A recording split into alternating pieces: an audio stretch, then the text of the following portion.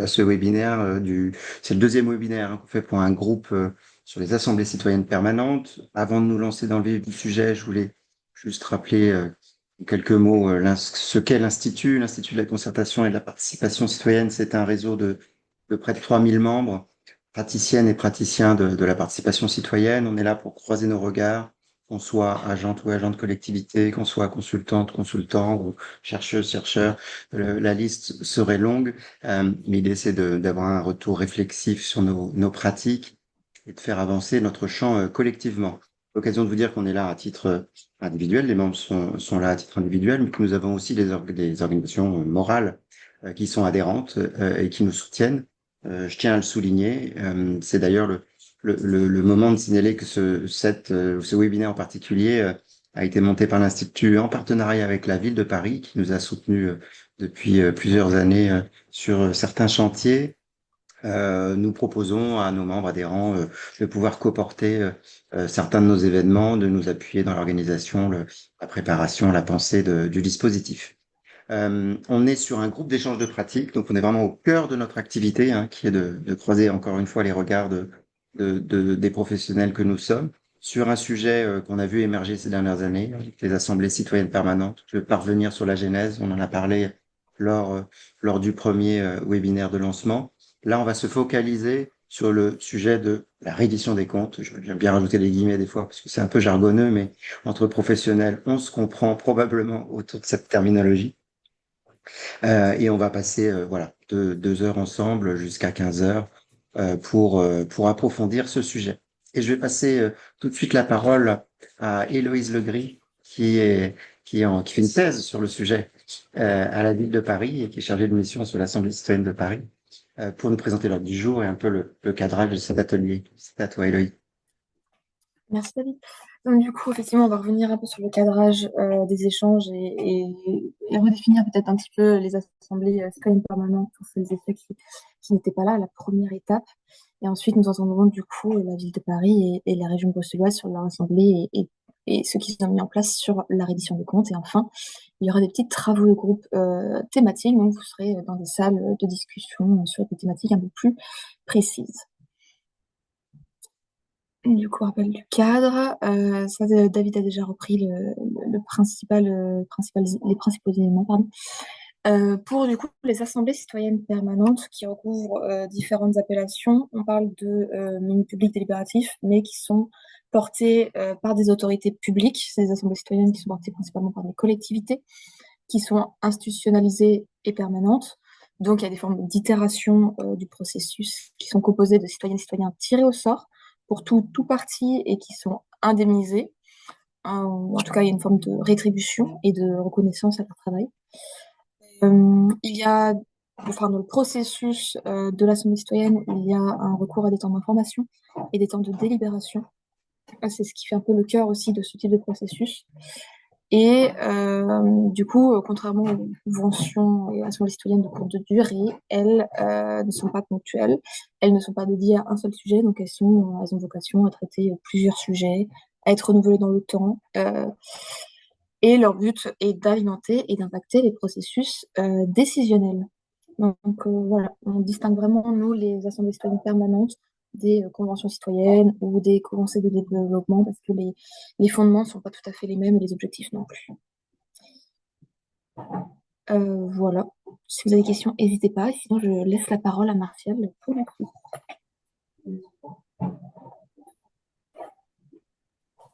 Bonjour tout le monde, merci David et Héloïse pour l'introduction. Je vous propose qu'on entame cette discussion sur un des sujets qu'on a trouvé assez intéressant à aborder sur les spécificités des assemblées citoyennes permanentes. C'est la question de la reddition des comptes. Et pour ça, on va avoir quelques témoignages avant d'ouvrir la discussion avec vous. Témoignages de la ville de Paris, avec Marion Rode, qui est directrice de cabinet de Madame Anouk Toragnan, l'adjointe à la maire de Paris, sur les questions de vie associative, de participation citoyenne et débat public.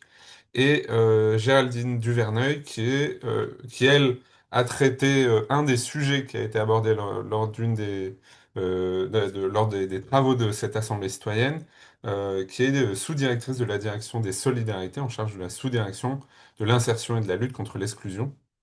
et qui pourra aussi nous partager du coup le regard du côté des services qui ne sont pas des services participation citoyenne, mais des services qui peuvent être concernés par des saisines, des mandats d'assemblée citoyenne, et notamment quand on parle de reddition des comptes, de suivi à posteriori.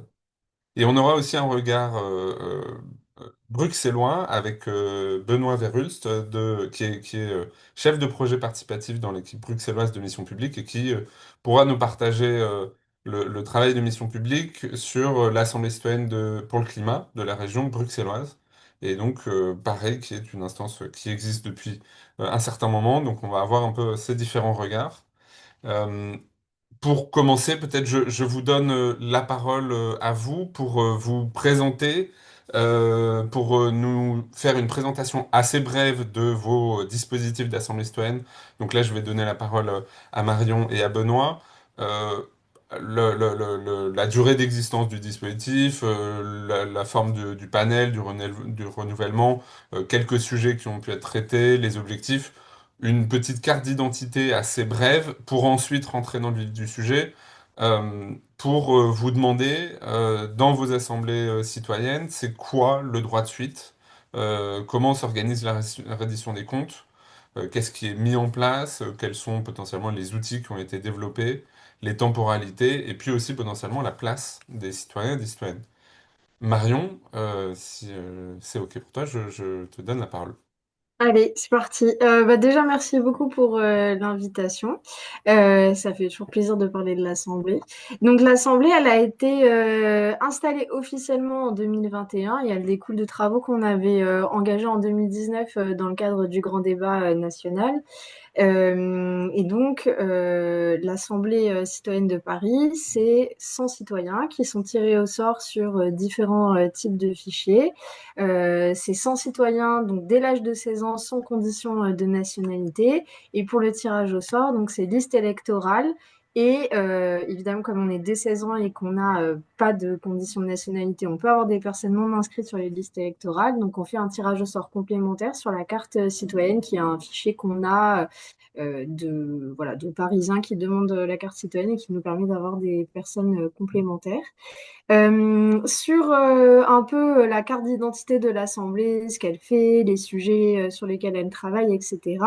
En fait, c'est une assemblée qui a plusieurs moyens d'action. Bon, assez classiquement, elle peut faire des auditions, des visites de terrain, etc. Son débouché, enfin ses débouchés, ils sont en gros de deux ordres. Le premier, c'est la production de vœux. Et le deuxième, c'est la production de délibérations. Donc, les délibérations, c'est un peu comme des lois pour une collectivité, pour une commune.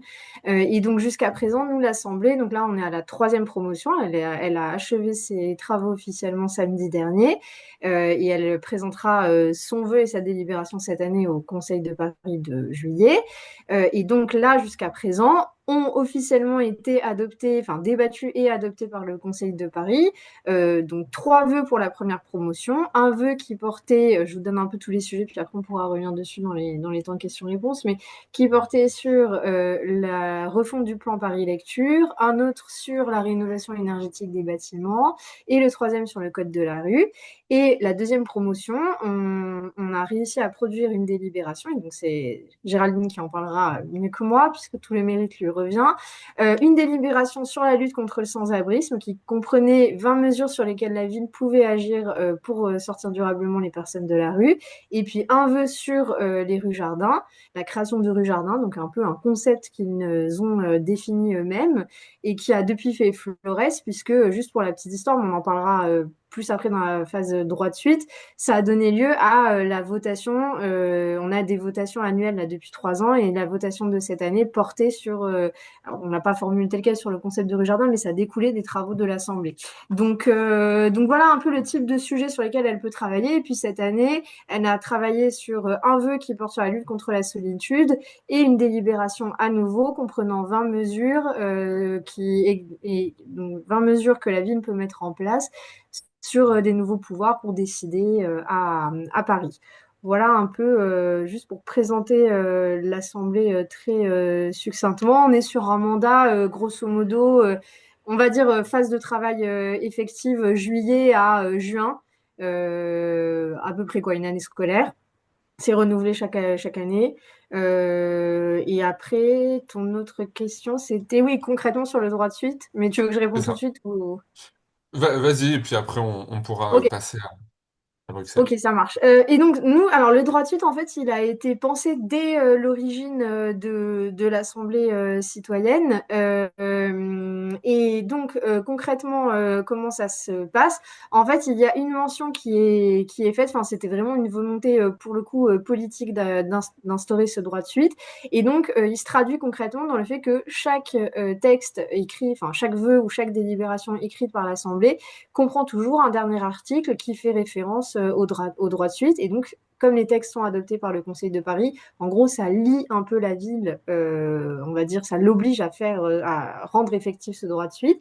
Et donc, comment ça se passe? Bon, concrètement, on en a fait un seul pour l'instant, enfin, on a fait un seul exercice, puisque évidemment, elle a 3 ans à peine, l'Assemblée, et la deuxième réunion, là, va avoir lieu début juillet. En fait, il y a tout un travail qui est fait, donc on va dire en gros de passage sous forme de tableau des différentes mesures qui sont comprises dans chaque production, dans chaque livrable de l'Assemblée. Et puis les directions doivent nous faire un retour pour chaque mesure sur est-ce que c'est fait, est-ce que c'est en cours, est-ce que ça n'a pas démarré, et de justifier. Quand c'est fait, je sais pas, ça peut être des photos, expliquer ce qui a été fait, donner des chiffres un peu clés, ce type de choses. Quand c'est en cours, un point d'étape, les prochaines échéances, éventuellement les blocages qu'il y a. Et quand ça n'a pas démarré, une justification de pourquoi ça n'a pas encore démarré. Est-ce qu'il y a un plan, un rétro-planning qui est fait de mise en œuvre. Voilà, donc c'est un peu ça qui est fait. C'est peut-être en propos liminaire sur le droit de suite, avant de passer la parole. C'est un travail qui est très complexe parce que ça demande d'avoir à la fois côté participation une grande transversalité puisqu'il faut être en lien avec tous les cabinets d'élus, toutes les directions, etc.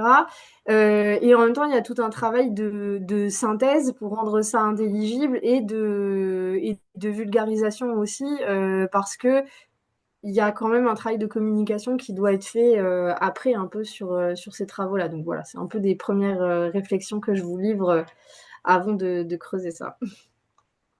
Merci beaucoup Marion. Benoît, je te passe la parole pour prolonger, nous présenter cette Assemblée citoyenne de la région bruxelloise. À nouveau, une petite carte d'identité et puis nous parler un peu du droit de suite, de la reddition des comptes, comment ça se passe, d'où ça vient, comment ça a été mis en place. Merci beaucoup Martial et bonjour à tous et à toutes. J'ai quelques slides pour vous aider à fixer les idées. Alors, hop, on va voir si ça marche. Je n'y arrive pas à partager. Ah zut. Bon, sinon, je vais sans, c'est pas grave. Je vais y aller sans, il n'y a pas de souci. Donc, l'Assemblée citoyenne permanente de Bruxelles, elle a été initiée il y a 3 ans par le gouvernement bruxellois. Donc, dans les régions ici en Belgique, on a un gouvernement. Ça a été lancé donc une volonté de l'ensemble du gouvernement, sous l'impulsion des écologistes notamment qui venaient d'entrer au pouvoir. C'est important pour la suite et pour comprendre un peu le droit de suite de se dire que ça a été porté comme initiative commune et pas initiative d'un seul ministre ou d'une seule ministre. Et ça a été porté par l'administration, donc qui est en charge de l'environnement ici à Bruxelles. Alors, j'y porté par l'administration, mais ça correspond à une personne. Il y a une seule personne, un équivalent temps plein, qui s'occupe de cette matière ici à Bruxelles. Et encore une fois, c'est aussi une indication pour la suite des débats. Ça a été pensé vraiment comme une innovation démocratique. Ça a été fait l'objet d'une longue phase de design avec plusieurs experts internationaux qui travaillent sur les enjeux démocratiques. Donc, il y a vraiment cette volonté d'être une innovation et aussi quelque chose de pérenne dans le temps, notamment cet aspect de permanence. Donc, comme on Benoît, dit, pardon, on a ouais, juste changé les critères. Normalement, vous pouvez partager désormais. Désolée, je... pas de souci, je le vois pas encore, mais c'est peut-être moi qui ai plus l'habitude de Zoom, mais sinon, pas de Ah souci, je oui, continue. ok. C'est peut-être moi qui ai plus les bons réflexes Zoom de la période Covid, mais c'est pas grave, je continue et je pourrai envoyer les slides par après, si cela vous va. Donc, je disais que sur le fait que ce soit une assemblée permanente, alors c'est un peu vrai et faux en même temps, c'est que l'idée a été de créer cette assemblée pour 3 cycles, avec cette particularité que ça a été 3 cycles sur 2 législatures. Donc, il y a eu 2 cycles d'Assemblée citoyenne pour le climat avec le précédent gouvernement et la volonté est d'avoir le troisième avec le futur gouvernement. Je vous passe les détails, mais en Belgique, c'est un peu compliqué maintenant, et notamment à Bruxelles, où il n'y a plus de gouvernement du tout depuis plus d'un an maintenant. Mais en tout cas, l'idée d'avoir cette permanence, c'est expliqué, c'est exprimé de façon à ce que ce soit sur, en tout cas, plusieurs législatures avec plusieurs gouvernements, peu importe les couleurs politiques qui étaient au pouvoir. Et donc, nous, de notre côté, mission publique, on a animé cette assemblée pendant 3 ans avec un autre cabinet qui s'appelle 21 Solutions. Mais là, notre mission est terminée. On a eu lundi la restitution de la dernière assemblée. Et donc, notre mission s'arrête. Et vu l'absence de gouvernement, on ne sait pas si cette assemblée va continuer ou pas, parce qu'il faut renouveler les budgets et renouveler la volonté politique. Pourquoi avoir une assemblée citoyenne sur le climat permanente à Bruxelles? La volonté, c'était vraiment d'inscrire la parole citoyenne dans la gouvernance climatique de la région bruxelloise. Donc, c'est cette idée de gouvernance climatique dans laquelle il y aurait la parole politique, la parole des experts, mais aussi une parole citoyenne, en fait. Et donc, ils ont imaginé vraiment cette gouvernance climatique avec cette assemblée qui impulserait aussi des recommandations, des propositions qui viennent de la population directement. Et donc voilà, ça s'est mis en parallèle de cette assemblée citoyenne, il y a eu un comité d'experts climat et un comité interministériel pour tout ce qui touche aux compétences climatiques. Concrètement, c'est quoi actuellement l'Assemblée citoyenne pour le climat? C'est 80 personnes tirées au sort par cycle. Donc, c'est à chaque fois 80 autres personnes qui se rassemblent selon des critères, voilà, on va dire classiques dans une assemblée citoyenne sociodémographique et parfois liés au thème. Une particularité de ce modèle, c'est qu'ils débattent sur un thème défini par l'Assemblée elle-même. Donc, le sujet de chaque assemblée, qui peut toujours être lié au climat, est défini par certains membres de l'Assemblée précédente. Donc, pour la première, évidemment, c'est le gouvernement qui a choisi le sujet parce qu'il n'y avait pas d'assemblée précédente. Ça a concerné l'habitat au sens large. Mais pour les deux autres cycles, les deux derniers cycles, c'est à chaque fois choisi par les citoyens du cycle précédent. Et donc, on a discuté après l'habitat de l'alimentation et tout récemment de l'économie de partage et de collaboration à Bruxelles. L'assemblée se déroule sur 6 jours d'animation, aussi on va dire un format un peu classique avec une équipe de facilitation en soutien, des auditions, des revisites de terrain, des rencontres avec des experts ou des acteurs de terrain. Donc voilà, ça reste, on va dire, plutôt classique dans l'architecture des assemblées citoyennes. Et ce qui est demandé aux citoyens et citoyennes participant à l'Assemblée, c'est deux choses. C'est d'une part construire une vision partagée, une vision long terme de ce que les citoyens voient comme futur de Bruxelles par rapport à cette thématique. Donc, comment ils voient l'alimentation en 2050 à Bruxelles, par exemple, comment ils voient l'économie de partage changer ou non Bruxelles dans les 50 années à venir. Donc là, c'est plutôt un narratif, un récit. Et deuxièmement, des propositions plutôt concrètes et précises adressées au gouvernement directement. Pour information, donc le processus d'assemblée, il est institutionnalisé dans le sens où il est inscrit dans la loi, mais il est plutôt décrit d'un point de vue technique. Donc dans la loi, il est décrit comment l'assemblée doit être constituée, donc par rapport au recrutement, quels sont les comités qui viennent soutenir l'assemblée, mais il n'y a pas, voilà, la question de reddition des comptes, par exemple, n'est pas inscrite dedans explicitement. Et il y a certains éléments qui sont ouverts à appréciation. Et d'ailleurs, le futur gouvernement devra valider certains éléments d'ici fin de l'année. Donc voilà, c'est quand même inscrit dans la loi, mais ça reste de manière large et il y a encore des éléments qui doivent être validés par le gouvernement actuel, qui n'est pas le même que celui qui a lancé l'initiative il y a 3 ans. Et important de préciser aussi que le processus d'assemblée, il est possible via la loi, mais il n'est pas obligatoire. Ce n'est pas une condition de politique, ce n'est pas une étape nécessaire dans le cheminement de la construction de la politique publique. C'est une possibilité qui est ouverte par la loi. Pour passer sur la question du droit de suite, il n'y a pas de droit de suite vraiment précis, on va dire, mais il y a toute une pratique qui s'est développée et qui a été définie et choisie dès le début. Donc, à la fin de chaque assemblée, il y a 3 moments où l'assemblée rencontre les responsables politiques et les agents de l'administration. Tout d'abord, un mois après la fin du processus, il y a une présentation officielle qui est voilà, plus pour expliquer le travail qui a été fait, mais aussi voilà, plutôt que de juste donner le rapport et que les gens ne comprennent pas d'où vient peut-être les idées ou bien peut-être qu'ils n'ont pas toute la lecture de ce rapport, et ben, les membres de l'Assemblée viennent le présenter officiellement. Ensuite, il y a un retour plutôt politique, comme on l'appelle, après 3 mois. Donc après 3 mois, de nouveau, le gouvernement retourne vers les participants à l'Assemblée et donne, on va dire, une espèce de signal sur ce qu'ils peuvent faire ou pas faire par rapport aux recommandations. On va dire que c'est un système de feu avec un feu vert, un feu rouge, un feu orange. Il donne quelques précisions. On rentre pas dans le détail de comment ça peut être mis en œuvre, mais vraiment de se dire, OK, on a vu que vous avez parlé sur ce sujet-là.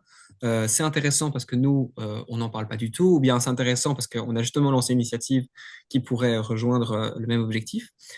Donc c'est un premier retour politique qui est accompagné d'un rapport écrit, donc un peu comme à la ville de Paris, si j'ai bien compris, il y a vraiment la recommandation et en face, dans le tableau, on va dire un retour écrit. Et ensuite, troisième moment de rencontre, ce qu'on appelle un retour technique, qui est un an après la fin de l'Assemblée citoyenne, où là, c'est le gouvernement, mais aussi l'administration, qui va expliquer comment les recommandations ont pu être mises en œuvre, comment elles sont traduites en actions concrètes sur le terrain, et ou non, si ce n'a pas été possible ou n'a pas été souhaitable. Donc, on a quand même une période d'un an où il y a plusieurs étapes qui sont prévues. Et entre ces derniers moments, et je terminerai avec ça, il y a un comité de suivi qui est constitué de un cinquième des membres de l'Assemblée, donc qui est constitué pendant l'Assemblée et dont la tâche est d'assurer la pertinence du suivi du gouvernement.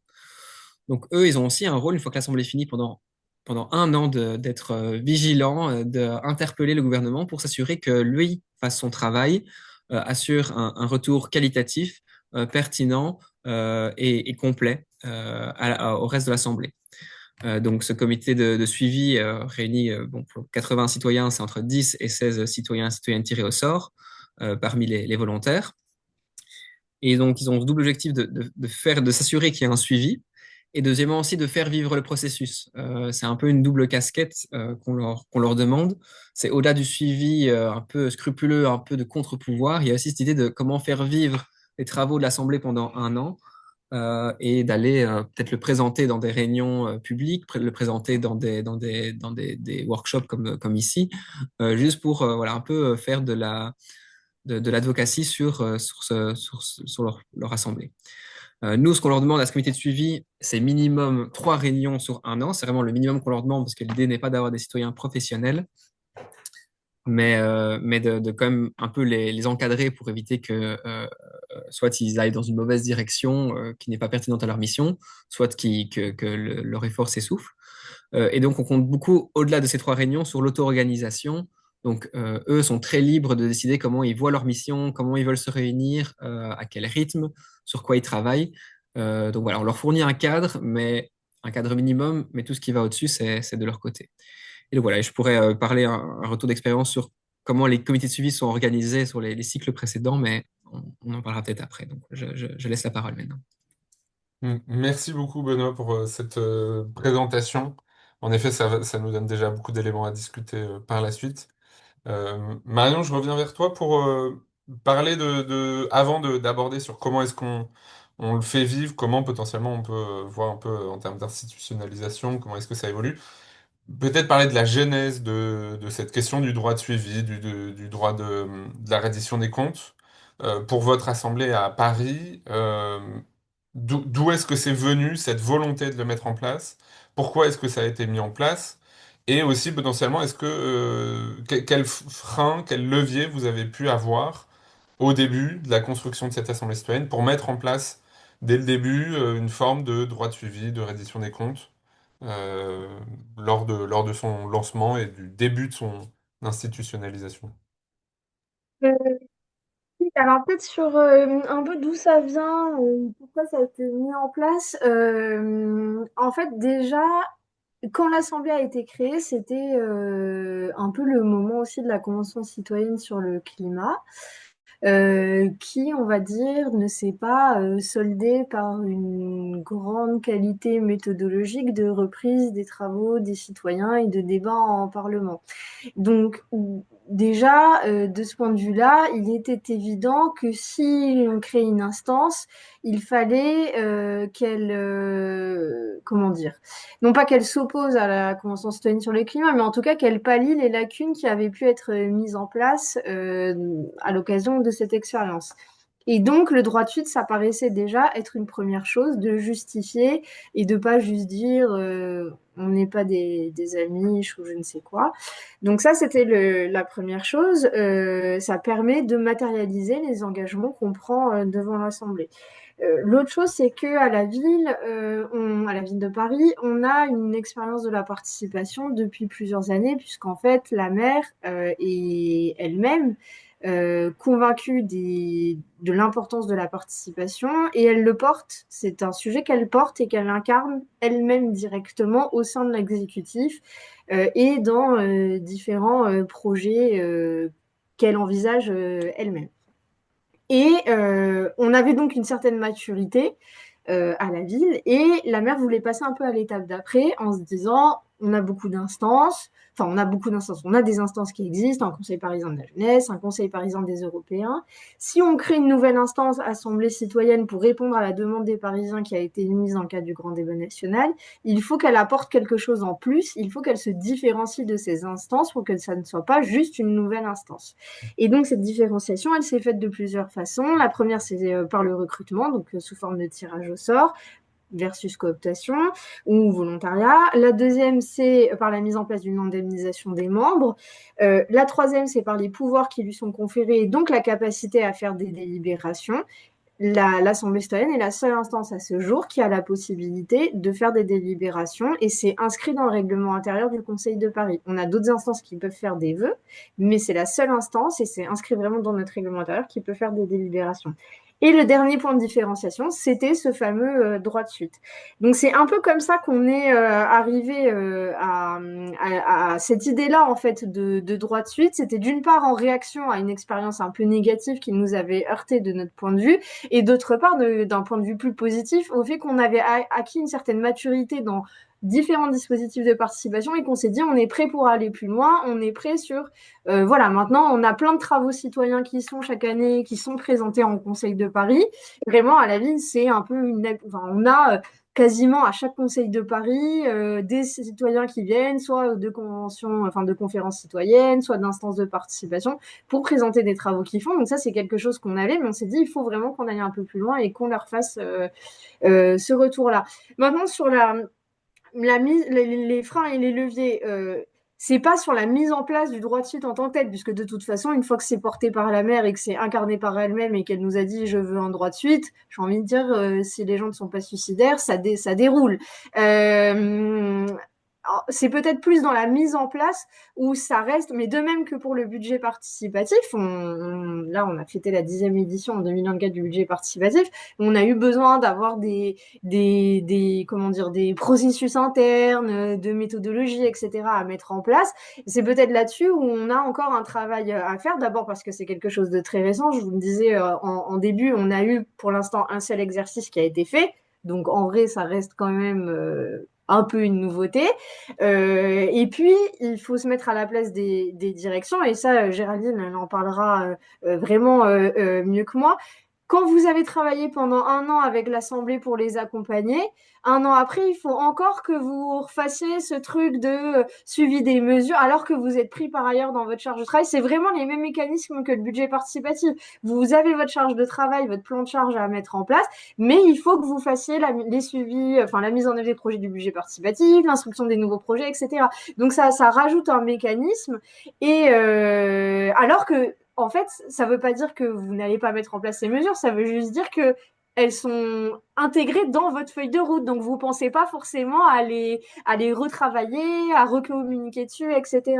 Donc, là, sur la deuxième promotion, et là encore, je vais arrêter de parler pour laisser Géraldine en parler, mais typiquement, on voit déjà qu'il y a une amélioration. La direction de la solidarité, très clairement, elle a fait un travail là de suivi des mesures qui est extrêmement complet, qui est à la hauteur de la complexité du sujet et des travaux de l'Assemblée, et qui nous a permis après de faire un premier flyer un peu plus, on va dire, de synthèse pédagogique à l'attention des Parisiens pour mettre en valeur les travaux de l'Assemblée, etc. Donc voilà un peu ce que je pouvais dire, Martial, en premier élément de réponse. Merci. En effet, on va pouvoir. Je repasse la parole à Benoît, mais en effet, on va pouvoir avoir un échange aussi avec Géraldine Duverneuil, du coup, qui va pouvoir nous parler, en effet, comment ça se vit au sein des services. Mais avant, Benoît, je voulais savoir, tu as commencé à en parler, notamment sur, voilà, c'est la troisième itération. Donc ça a eu le temps de s'installer, cette question du droit de suivi, de la reddition des comptes. Comment est-ce que vous avez pu le voir évoluer? Est-ce que ça développe de nouvelles pratiques? Est-ce que ça a été... est-ce qu'il a été amélioré aussi en termes de méthodologie, en termes d'impact, en termes de traduction dans les politiques publiques? Est-ce que, voilà, au fil des trois itérations, vous avez pu voir un peu, voilà, ce droit de suivi évoluer, s'améliorer? Merci, effectivement, c'est une bonne question. Et il faut savoir qu'au début, donc ça c'est intéressant, c'est que ça a été pensé dès le début aussi, comme à la ville de Paris, de se dire, voilà, il faut qu'il y ait un droit de suite, il faut qu'il y ait un système de suivi des recommandations. Donc ça a été pensé dès le début, parce qu'avec une intention sincère.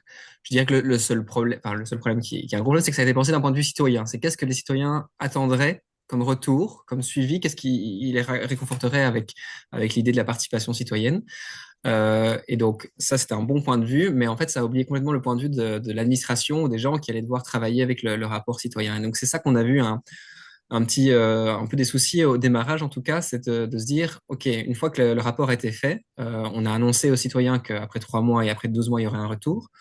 Mais quand c'est parti, on va dire, dans le circuit administratif pour avoir justement ces retours-là, c'est là que ça a commencé un peu à déraper dans le sens où beaucoup d'administrations ne comprenaient pas du tout d'où venait ce rapport, ce qu'il devait en faire, quel type de réponse il devait apporter.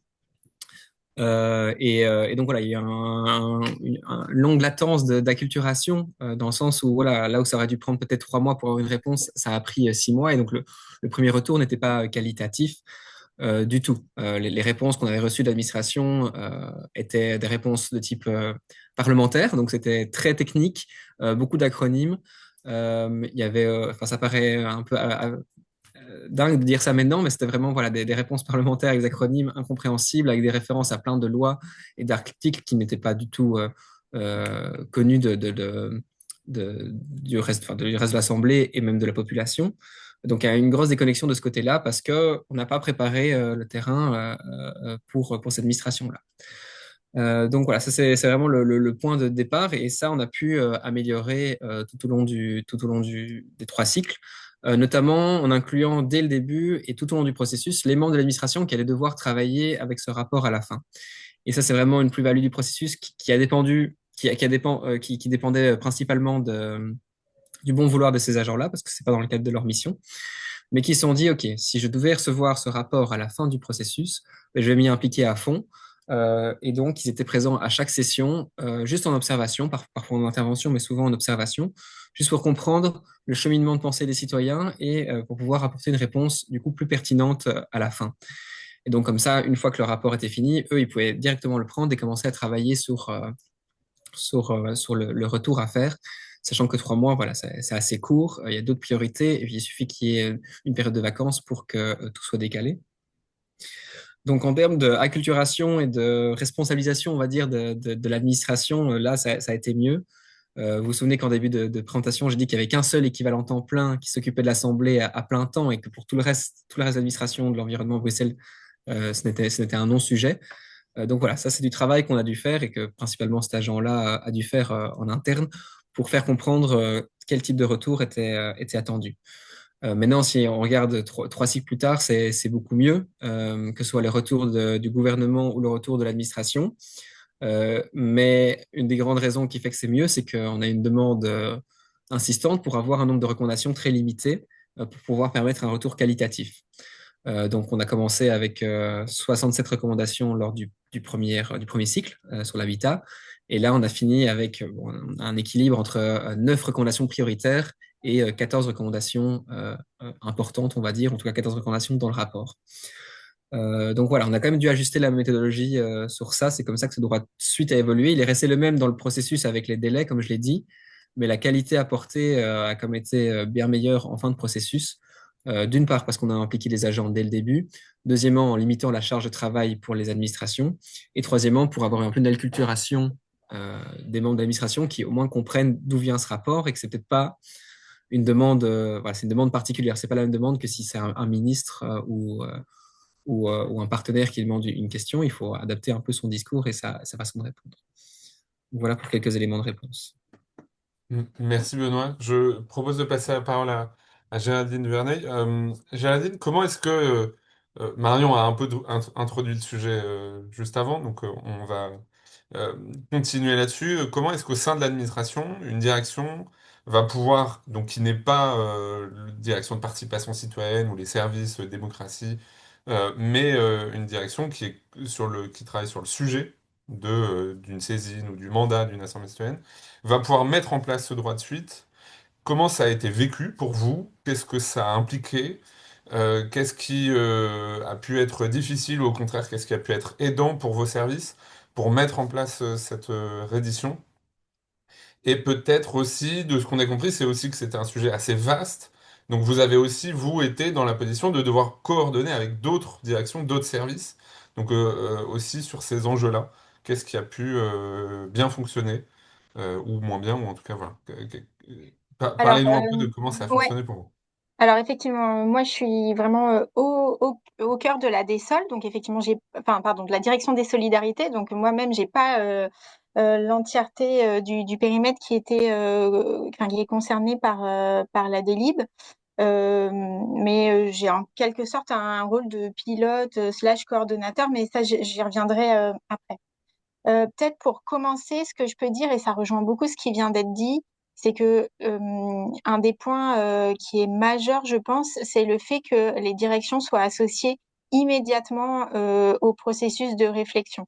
Euh, En fait, le processus de l'Assemblée citoyenne, il est un peu reçu de manière en interne dans les directions, c'est-à-dire il y a des personnes qui sont convaincues par la démarche, qui y sont intéressées, d'autres personnes qui sont beaucoup moins convaincues parce qu'on a tout un tas d'autres contraintes, qu'elles soient budgétaires, de timing, de charge de travail. Enfin, donc on a des appréciations différentes. Mais dans tous les cas, il est vraiment important, qu'il y ait plus ou moins d'enthousiasme, il est vraiment important que les gens qui vont ensuite avoir à mettre en œuvre des mesures participent aux, aux réflexions. Et je dirais même, alors moi, très honnêtement, j'ai pas vécu cette période, j'ai pris le sujet après, mais je l'ai quand même vu par les conversations avec les collègues.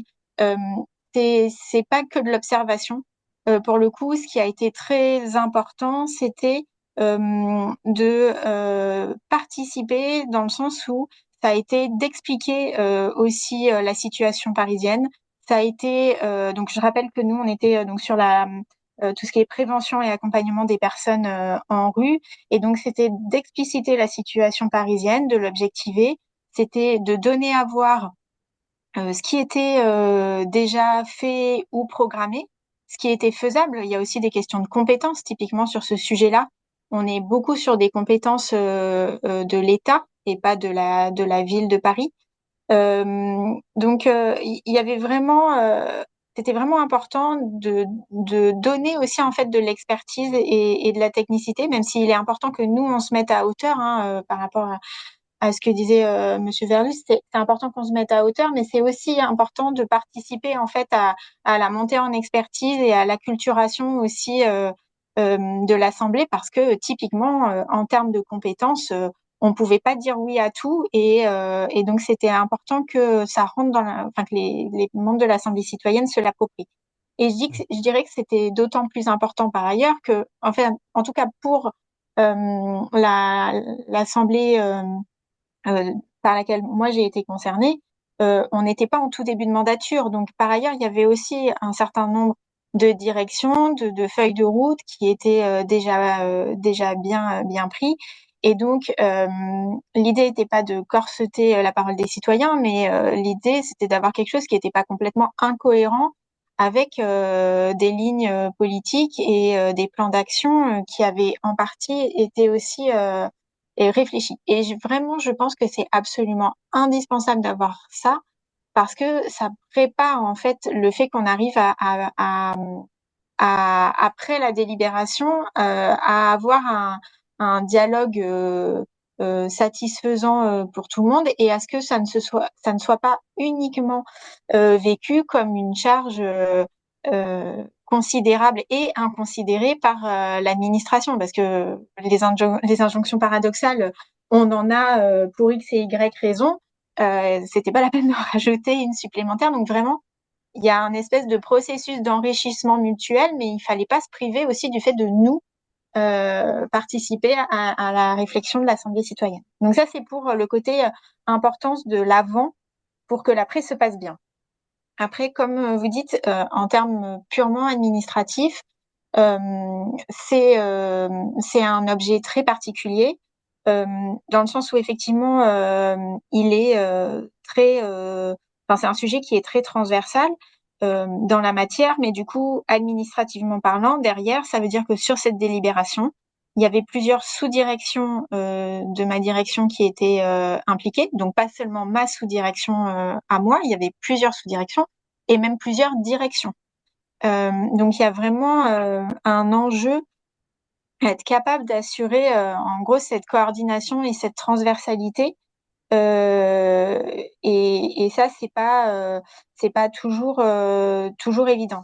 De mon expérience, que je vois et qui est quand même important, c'est qu'il y ait finalement quand même la désignation d'un espèce de encore une fois coordinateur pilote qui justement s'assure de ce lien extrêmement transversal. Et très honnêtement, j'ai quand même l'impression qu'il faut que ce soit quelqu'un qui soit assez élevé dans la hiérarchie, parce que c'est un travail qui est quelque part très opérationnel, très technique, de renseignement, de coordination, mais en même temps, moi je le vois, on a à s'adresser à des personnes que je ne connaissais pas du tout à la ville de Paris. Donc, pour avoir la légitimité aussi de réclamer des suivis, des machins à X ou Y personnes, plus on est élevé dans la hiérarchie et plus c'est facile. Et puis surtout par rapport à cette transversalité, ça fait que même si tout n'est pas dans ma sous-direction, euh, enfin, je suis quand même plus facilement acculturée à l'ensemble des mesures. C'est-à-dire que, par exemple, sur des mesures de protection de l'enfance, qui sont, il y en a quelques-unes dans la délibération, c'est pas du tout mon champ. Néanmoins, la directrice de la protection de l'enfance et mon homologue, on est dans le même comité de direction. Donc pour moi, il est très facile et très légitime de la saisir, et elle va sans doute, c'est naturel, c'est humain, m'écouter plus que si c'était un chargé de mission chez moi qui l'a sollicité. Et par ailleurs, je comprends assez facilement les sujets, parce que même si c'est pas chez moi, même si c'est des champs très spécialisés, etc., j'ai quand même une vision qui est plus large, justement, du fait d'appartenir à un comité de direction et du coup de connaître un peu les enjeux des uns et des autres, ou de connaître certaines politiques où ma sous-direction est pas en pilote, mais est quand même peu ou prou concernée. Et donc ça, c'est plus facile pour cette mise en musique, c'est plus facile d'avoir un positionnement vraiment très transversal. Euh, c'est important par rapport au reporting, parce que en vrai, quand on comprend les choses, c'est plus facile de bien cibler les demandes qu'on fait aux uns et aux autres. C'est plus facile aussi parce que comme le dit Marion, au-delà du fait d'avoir un reporting un peu technique, même entre nous, entre administration, de suivi de l'ensemble des sujets, on a souhaité, il y a toujours une part un peu de vulgarisation ou de communication, que ce soit pour revenir vers les membres de l'Assemblée citoyenne ou pour donner à voir encore plus largement que l'Assemblée. Il faut être capable d'avoir un discours vulgarisateur, un discours de communication. Et donc, du coup, voilà, cette compréhension et encore une fois, cette vision transversale aide aussi à ce travail-là. Euh, donc voilà, je pense qu'il y a quand même besoin d'avoir une sorte de pilote et qui soit capable en tout cas d'embrasser cette transversalité d'une manière ou d'une autre, mais qui par son positionnement puisse faire cela. Après, peut-être juste pour finir, donc dans les tâches qu'on a mises en place nous pour le suivi, donc comme je vous le disais, il y a le côté vraiment reporting très classique, hein, avec un tableau où on saisit les uns les autres, on leur demande de nous dire où ils en sont. De la mise en œuvre ou pas de ces mesures. Donc ça, assez classique. On a effectivement fait un travail de valorisation aussi de cette mise en œuvre, c'est-à-dire que nous, on a depuis 2 ans, je crois maintenant, on a une semaine des solidarités qui a lieu début avril, et il se trouve qu'on avait un temps justement sur le sans-abrisme, une demi-journée avec des chercheurs, des tables rondes, des retours d'expérience de professionnels. Et du coup, à cette occasion-là, on a souhaité d'une part faire un petit document de communication, un petit flyer, où on a sélectionné certaines mesures. On en a sélectionné très peu, de mémoire, une dizaine, et on en a fait vraiment un document de communication qui est destiné à tous les Parisiens, si je puis dire. Et en même temps, pour cet événement, on a inclus en fait des participants, enfin des membres de l'Assemblée citoyenne, dans le programme de cette demi-journée sur le sans-abrisme. Et on leur a demandé, on a sollicité 2 personnes, et on leur a demandé d'intervenir pour expliquer la démarche, expliquer ce qui les avait intéressés, expliquer justement pourquoi le choix de ce sujet, expliquer vraiment cette démarche et la donner à voir un peu comme pareil, vous le disiez, côté Belgique, ce côté où on souhaite que les membres soient aussi un peu étendards et montrent ce que eux ont apporté et ont retiré aussi de la démarche. Et enfin, après, il va y avoir justement le travail de restitution un peu plus organisé dont a parlé Marion, avec une réunion là en juillet, où là c'est un peu à mi-chemin entre la vulgarisation et la communication et le reporting qui est interadministratif, puisque encore une fois, il va falloir être capable d'exposer vraiment aux gens de l'Assemblée citoyenne ce qui a été fait ou pas fait. Donc toujours ce côté un peu malgré tout vulgarisateur, mais par contre avec une exhaustivité qu'on n'avait pas dans le document de com qu'on a fait en avril. Là, l'idée c'est bien point par point de leur dire où on en est sur les éléments qui apparaissent dans la délibération. Donc voilà, c'est un vrai enjeu de transversalité, surtout dans une collectivité qui est aussi importante que la collectivité parisienne, où il y a vraiment potentiellement beaucoup d'interlocuteurs. Un enjeu de vulgarisation, communication. Euh, voilà, donc c'est un exercice particulier, mais qui demande pas tant de travail que ça, je dirais, si l'avant a été très bien préparé. Je vais le dire comme ça. Merci beaucoup. Peut-être une dernière question avant de passer à un temps d'échange, de questions-réponses. On a déjà quelques remarques dans le chat. On l'a présenté au début, ce webinaire, il s'inscrit dans une série de webinaires qu'on veut dédier aux assemblées citoyennes permanentes. Donc c'est vrai qu'on s'intéresse aussi aux particularités de ces assemblées citoyennes plus spécifiquement. On voulait vous poser la question, peut-être Marion, Benoît, mais aussi Géraldine.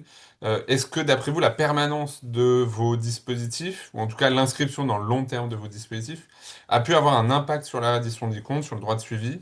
Est-ce que peut-être que ça favorise l'institutionnalisation, l'efficacité de ce droit de suivi, peut-être en comparaison à des dispositifs qui pourraient être plus éphémères, plus à durée déterminée dans le temps?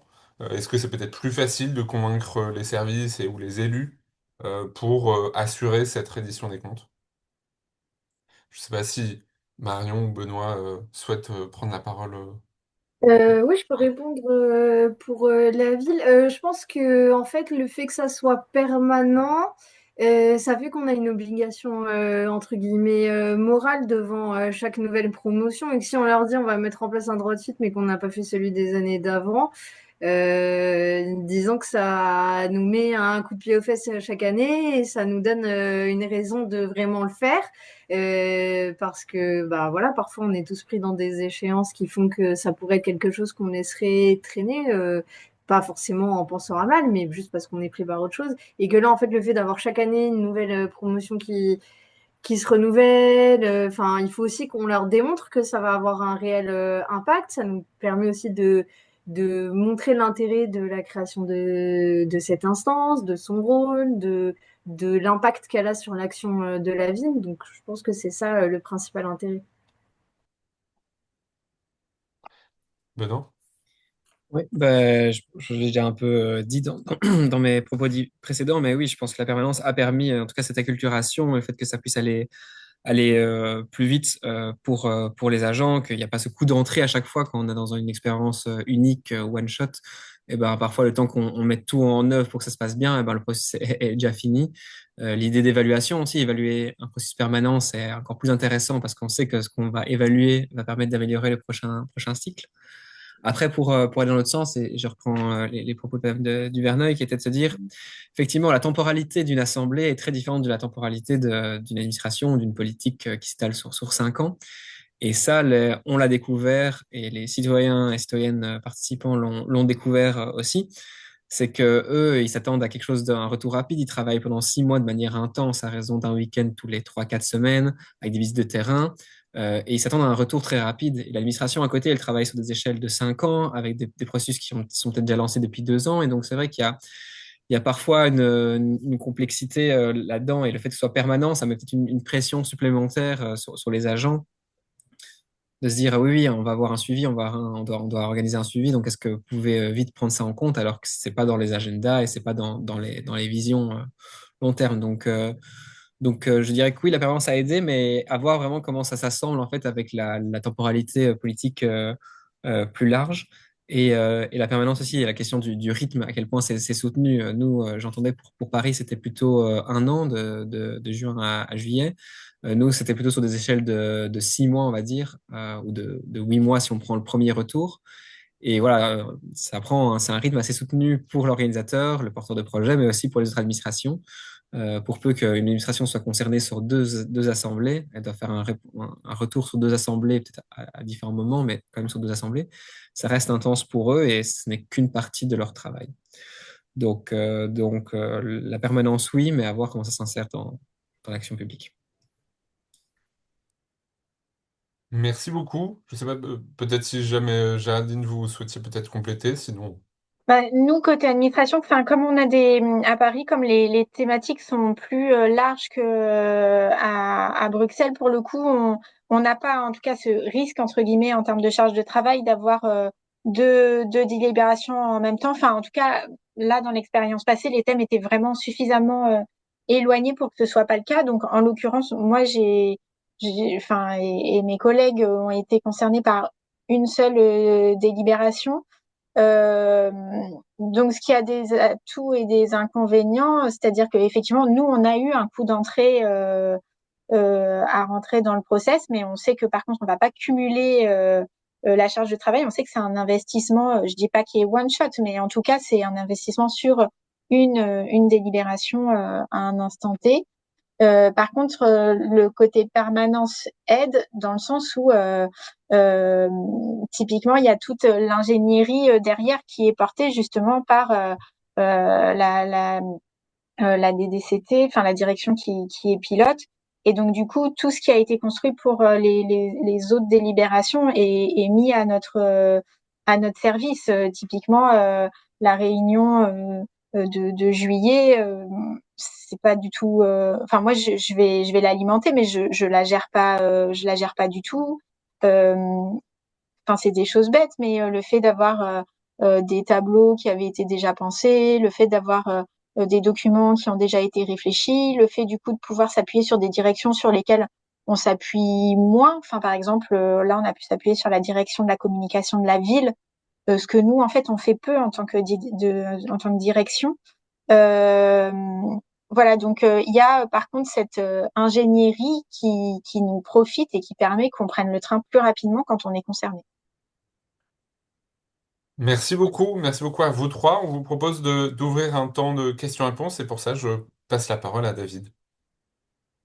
Merci, merci Martial et merci à l'ensemble de nos intervenantes et intervenants. Je vais commencer, si vous voulez bien, par relayer les 3 questions et remarques qu'on a eues dans le chat, puis après on peut faire un tour de prise de parole à l'oral après les réponses de nos intervenants.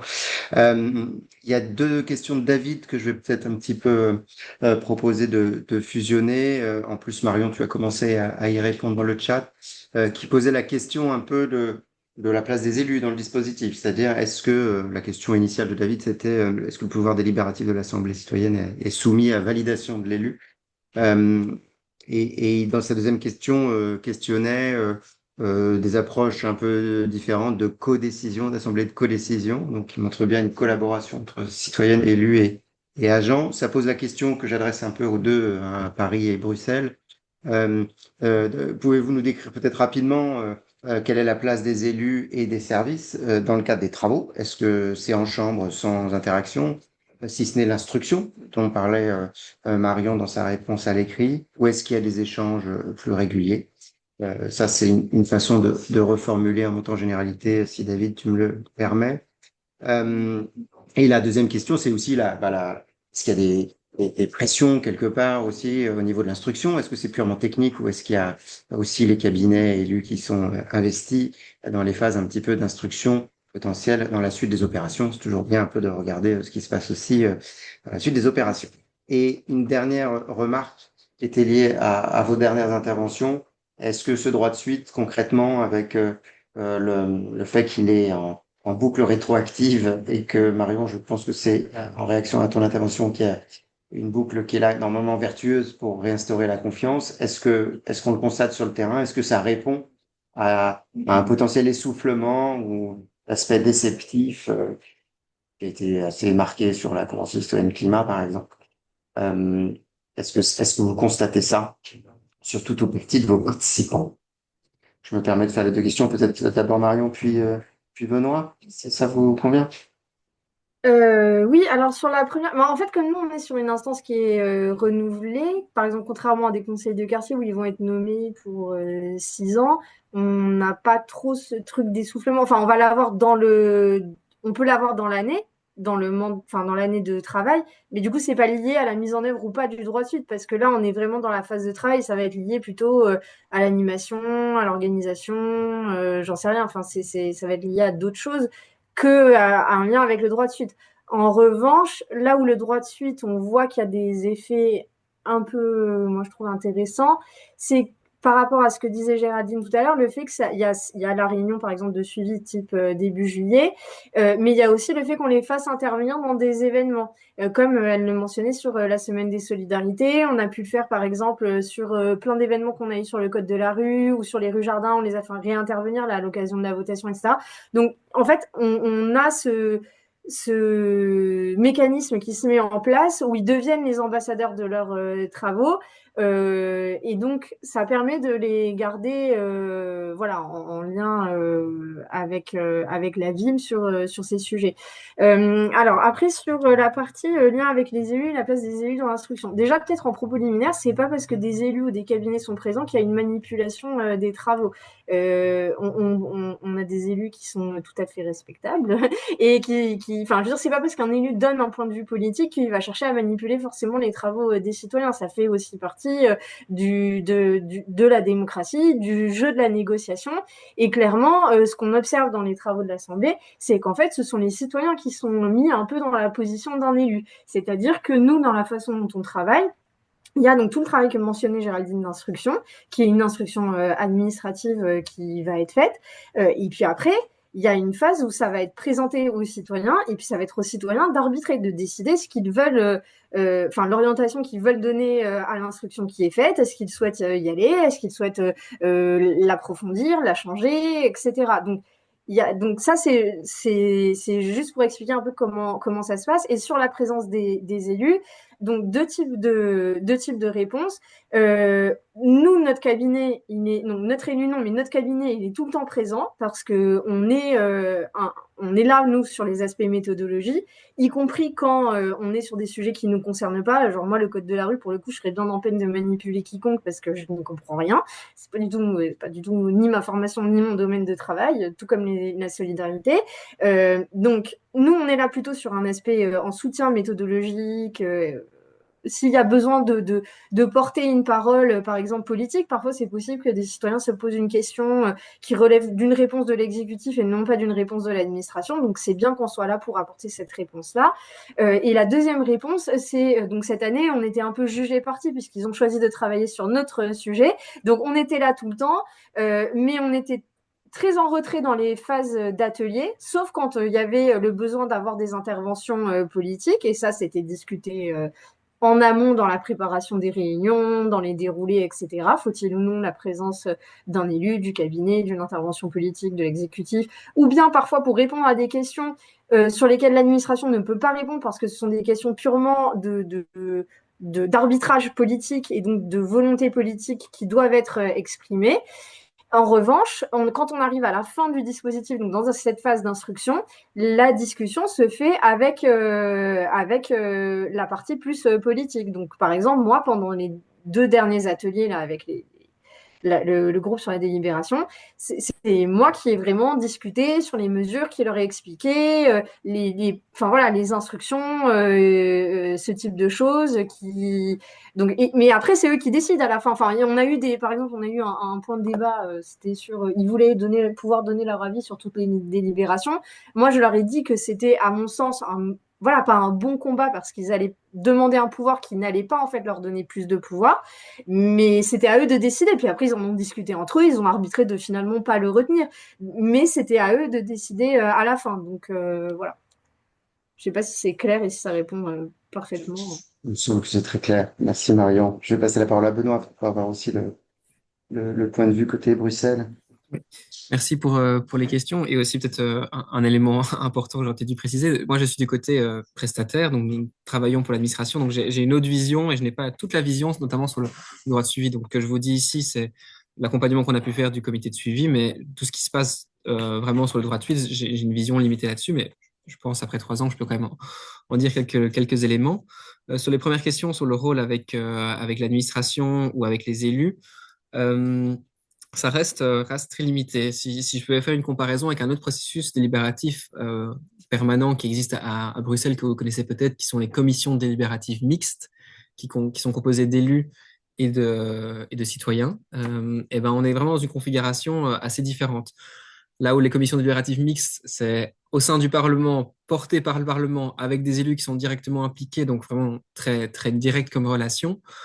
Ici, dans l'Assemblée citoyenne pour le climat, on est sur une initiative portée par le gouvernement qui se passe dans l'administration et qui est beaucoup moins formelle, qui a moins toutes les étapes de validation et voilà, de discussion qu'il peut y avoir. On est assez, on va dire, on est assez libre dans la façon dont on rédige les recommandations, dans la façon dont on attend le retour. Tandis que pour les commissions mixtes, du coup, qui passent par le Parlement, eh ben, c'est un peu le même processus parlementaire avec l'envoi en commission, la rédaction d'un rapport qui prend les formes d'un rapport parlementaire. Donc, c'est beaucoup plus codifié là-dessus. Donc, ici, nous, on est dans l'Assemblée citoyenne, on est très flexible. Le gouvernement ne veut pas du tout avoir son mot à dire. Il n'ose même pas donner des indications alors que c'est leur initiative. C'est un peu une critique que je fais ici, dans le sens où ils disent aux citoyens, voilà, vous avez une assemblée, vous en faites ce que vous voulez.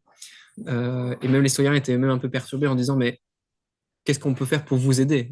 Ok, on comprend le projet de l'Assemblée, mais qu'est-ce qu'on peut faire pour vous aider? Et là, le gouvernement ne voulait vraiment pas du tout donner une direction ou une indication. Donc, ce qui a fait que sur les 3 cycles, on a des directions parfois très différentes, où on a pu aussi tester des choses, que ce soit dans le retour ou dans la méthodologie. Donc, pour répondre à la question sur le lien avec les élus, ben, il y en a 0 pour l'Assemblée citoyenne pour le climat, parce que ce n'est pas le mandataire, ce n'est pas la personne qui a envoyé, c'est pas l'organisme qui a envoyé le mandat, et parce qu'ils n'en ont pas ressenti le besoin, en tout cas les membres de l'Assemblée. Toutefois, dans le suivi, dans le suivi de l'Assemblée, il y a ce comité de suivi, comme j'ai dit, qui se réunit.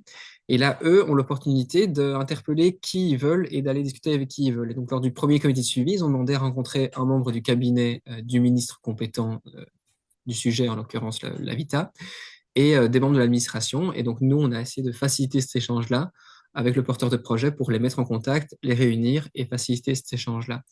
Donc là, s'ils avaient demandé à voir des élus en disant, nous, on pense qu'on aimerait avoir le soutien des élus pour soutenir notre rapport, eh ben, on aurait essayé de faciliter cet échange-là. Donc, encore une fois, très flexible et dépendant de ce que les citoyens, en particulier les membres du comité de suivi, souhaitent. Et donc, voilà, il n'y a pas du tout d'influence, même peut-être pas assez en tout cas, d'implication du gouvernement là-dedans, qui vraiment juste fait la reddition des comptes, mais qui, en attendant, ne veut pas du tout suivre les échanges et les débats. Et sur l'effet déceptif et essoufflement, la deuxième question, je n'ai pas de réponse directe, mais ce qui est intéressant de remarquer, c'est quand on fait nos questionnaires d'entrée de processus, enfin de début de processus, de fin de processus, on voit que les attentes sont très très basses. c'est entre 3 et 4 sur 10.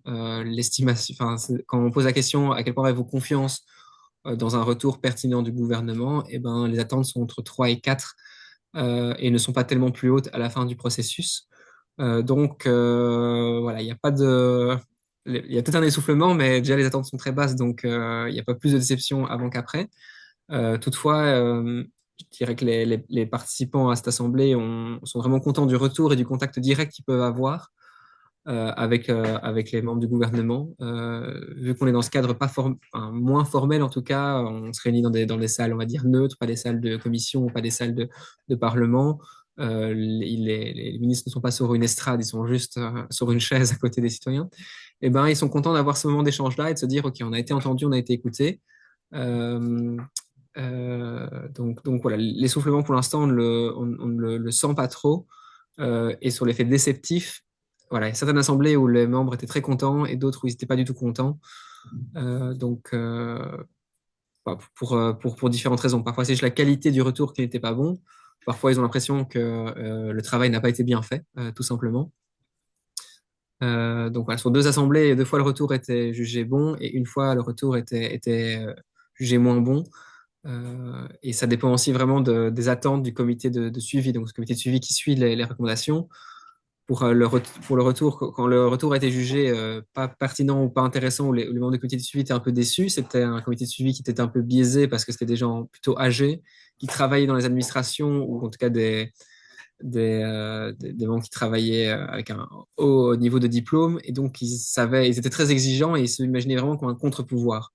Là où les 2 autres comités étaient plus dans une logique de co-construction, de discussion avec le gouvernement, et donc ils étaient moins dans une logique d'opposition. Donc voilà, il y a aussi des biais de ce côté-là, mais c'est intéressant à suivre en fonction des retours du gouvernement. Merci Benoît. Donc au retour, j'ai un fil conducteur à nos interventions. Il y a des choses qui se croisent et des choses qui sont assez différentes. C'est ce qui fait la richesse de Juste, David, l'échange. pardon, Je vous j'ai ai un promis. complément. Excuse-moi, Oui, j'ai oublié Marion? de dire que nous, les citoyens, ils voient évidemment les membres de l'exécutif, donc de la majorité, mais ils voient aussi les élus, enfin les élus de L'opposition. l'opposition, et que par ailleurs, tous les groupes politiques sont invités à toutes les plénières. Bon, spoiler, ils viennent pas, mais bon, si, il y en a une qui est venue la dernière fois, mais ils sont quand même invités. Donc c'est pas juste un truc de majorité opposition, quoi. Je vous ai proposé aussi un petit tour de prise de parole. J'ai vu qu'il y avait 2 nouvelles questions aussi dans le chat, hein, sur l'évaluation, on va dire, de Fanny de Liffré, et une autre sur la communication, guillemets, de Roselyne Peters de Clermont-Ferrand. Mais peut-être qu'il y a des personnes qui veulent prendre la parole à l'oral. N'hésitez pas à lever la main sous Zoom, sachant que dans quelques minutes, 14h20, on aimerait bien aussi vous proposer un temps, on pensait à un temps en sous-groupe, mais maintenant on va peut-être le faire en plénière.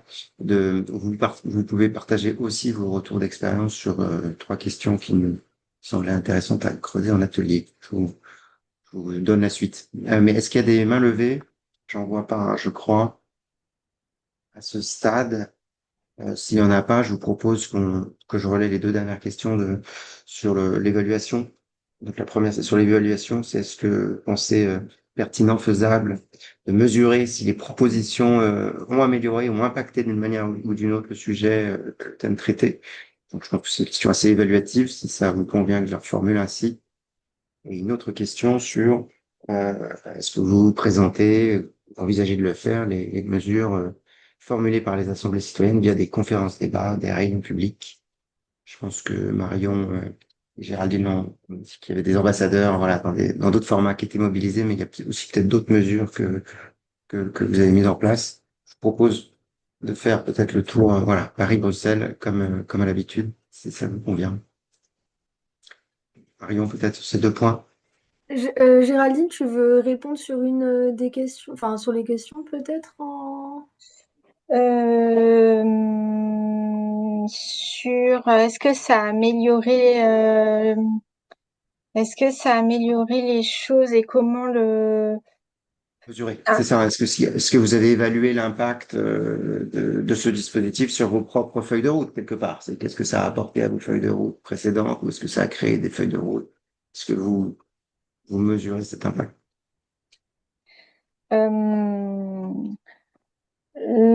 enfin le thème qui avait été choisi, enfin qui a été choisi là par l'Assemblée, est un thème qui est tout sauf facile à Paris.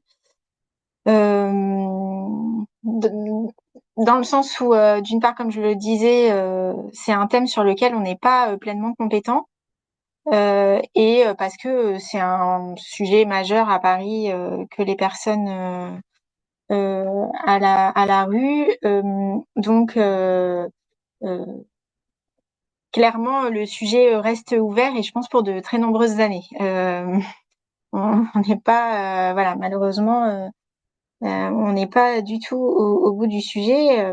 Après, effectivement, enfin, c'est des propositions qui sont intéressantes en termes de feuilles de route.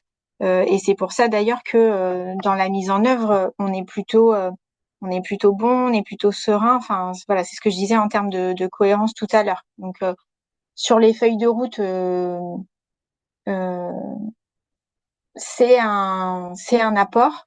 Euh, D'ailleurs, par exemple, ce que je peux dire, c'est que typiquement sur la lutte contre l'exclusion au niveau de Paris, et c'est quelque chose qui, ça, est fait en début de mandature à chaque fois, on a ce qu'on appelle le pacte parisien de lutte contre l'exclusion, et c'est quelque chose qui est déjà très partenarial avec énormément de partenaires, à la fois des institutions, des associations, enfin vraiment essayer d'avoir un maillage extrêmement fort du territoire, donc que ce soit avec l'État, avec des assos, etc.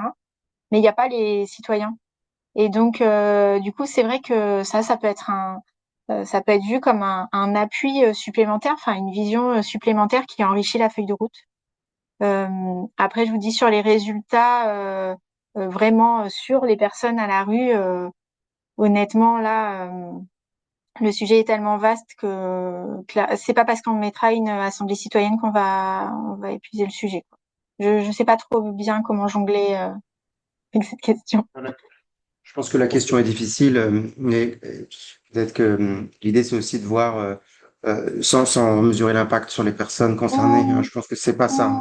C'est pas les destinataires de l'action publique, mais plutôt sur quelle aurait été la feuille de route de la ville de Paris sans l'Assemblée, et quelle est la feuille de route avec l'Assemblée, et donc ces propositions, et donc quoi, est-ce on pourrait faire cette comparaison, même si, bien sûr, on n'a pas le, comment dire, l'échantillon test, la ville sans assemblée. Mais voilà, dans quelle mesure ça a bousculé ou pas vos politiques publiques. Mais je veux pas m'apesantir trop sur cette question qui est pas évidente. Est-ce que Marion, tu as des compléments sur ce point? Et puis sur la deuxième question sur la communication peut-être, et après Non, je mais passe la parole à Benoît. ouais, ce qui est sûr, c'est qu'à partir du moment où on fait travailler des citoyens sur une politique publique, quelle qu'elle soit, il y a forcément un avant et un après. Enfin, je veux dire, ils ont obligatoirement, ils améliorent quelque chose, soit dans la prise de conscience qu'on a je sais pas, de la façon de parler de notre politique publique, soit dans la façon qu'on a de communiquer. Enfin, on l'a vu, nous, sur le travail qui a été fait cette année sur les nouveaux pouvoirs pour décider. Fondamentalement, ils n'ont pas des propositions, on va dire, totalement révolutionnaires sur nos sujets, mais ils ont des propositions auxquelles on n'avait pas forcément pensé. Et sur des propositions auxquelles on avait pensé, le fait que ils y pensent d'eux-mêmes et qu'ils proposent, par exemple, la généralisation de l'indemnisation des membres, la systématisation du tirage au sort, etc., ça a au moins l'aspect positif de faire que maintenant on est plus fort si on souhaite porter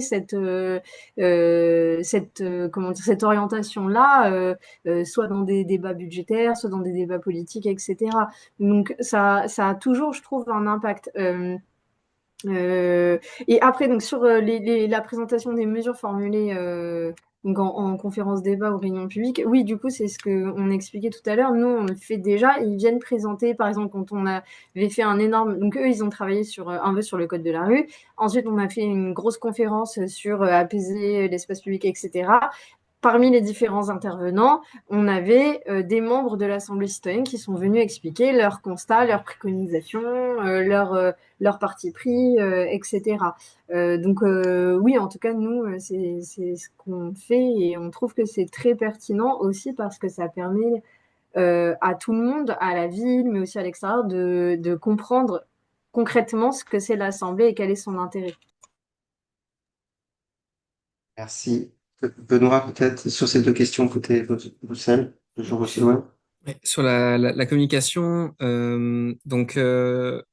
toutes les restitutions et les retours du gouvernement sont a priori publics. Je dis a priori parce qu'au départ, on faisait une communication grand public pour que ce soit accessible à tout le monde, un peu sous forme d'une réunion publique.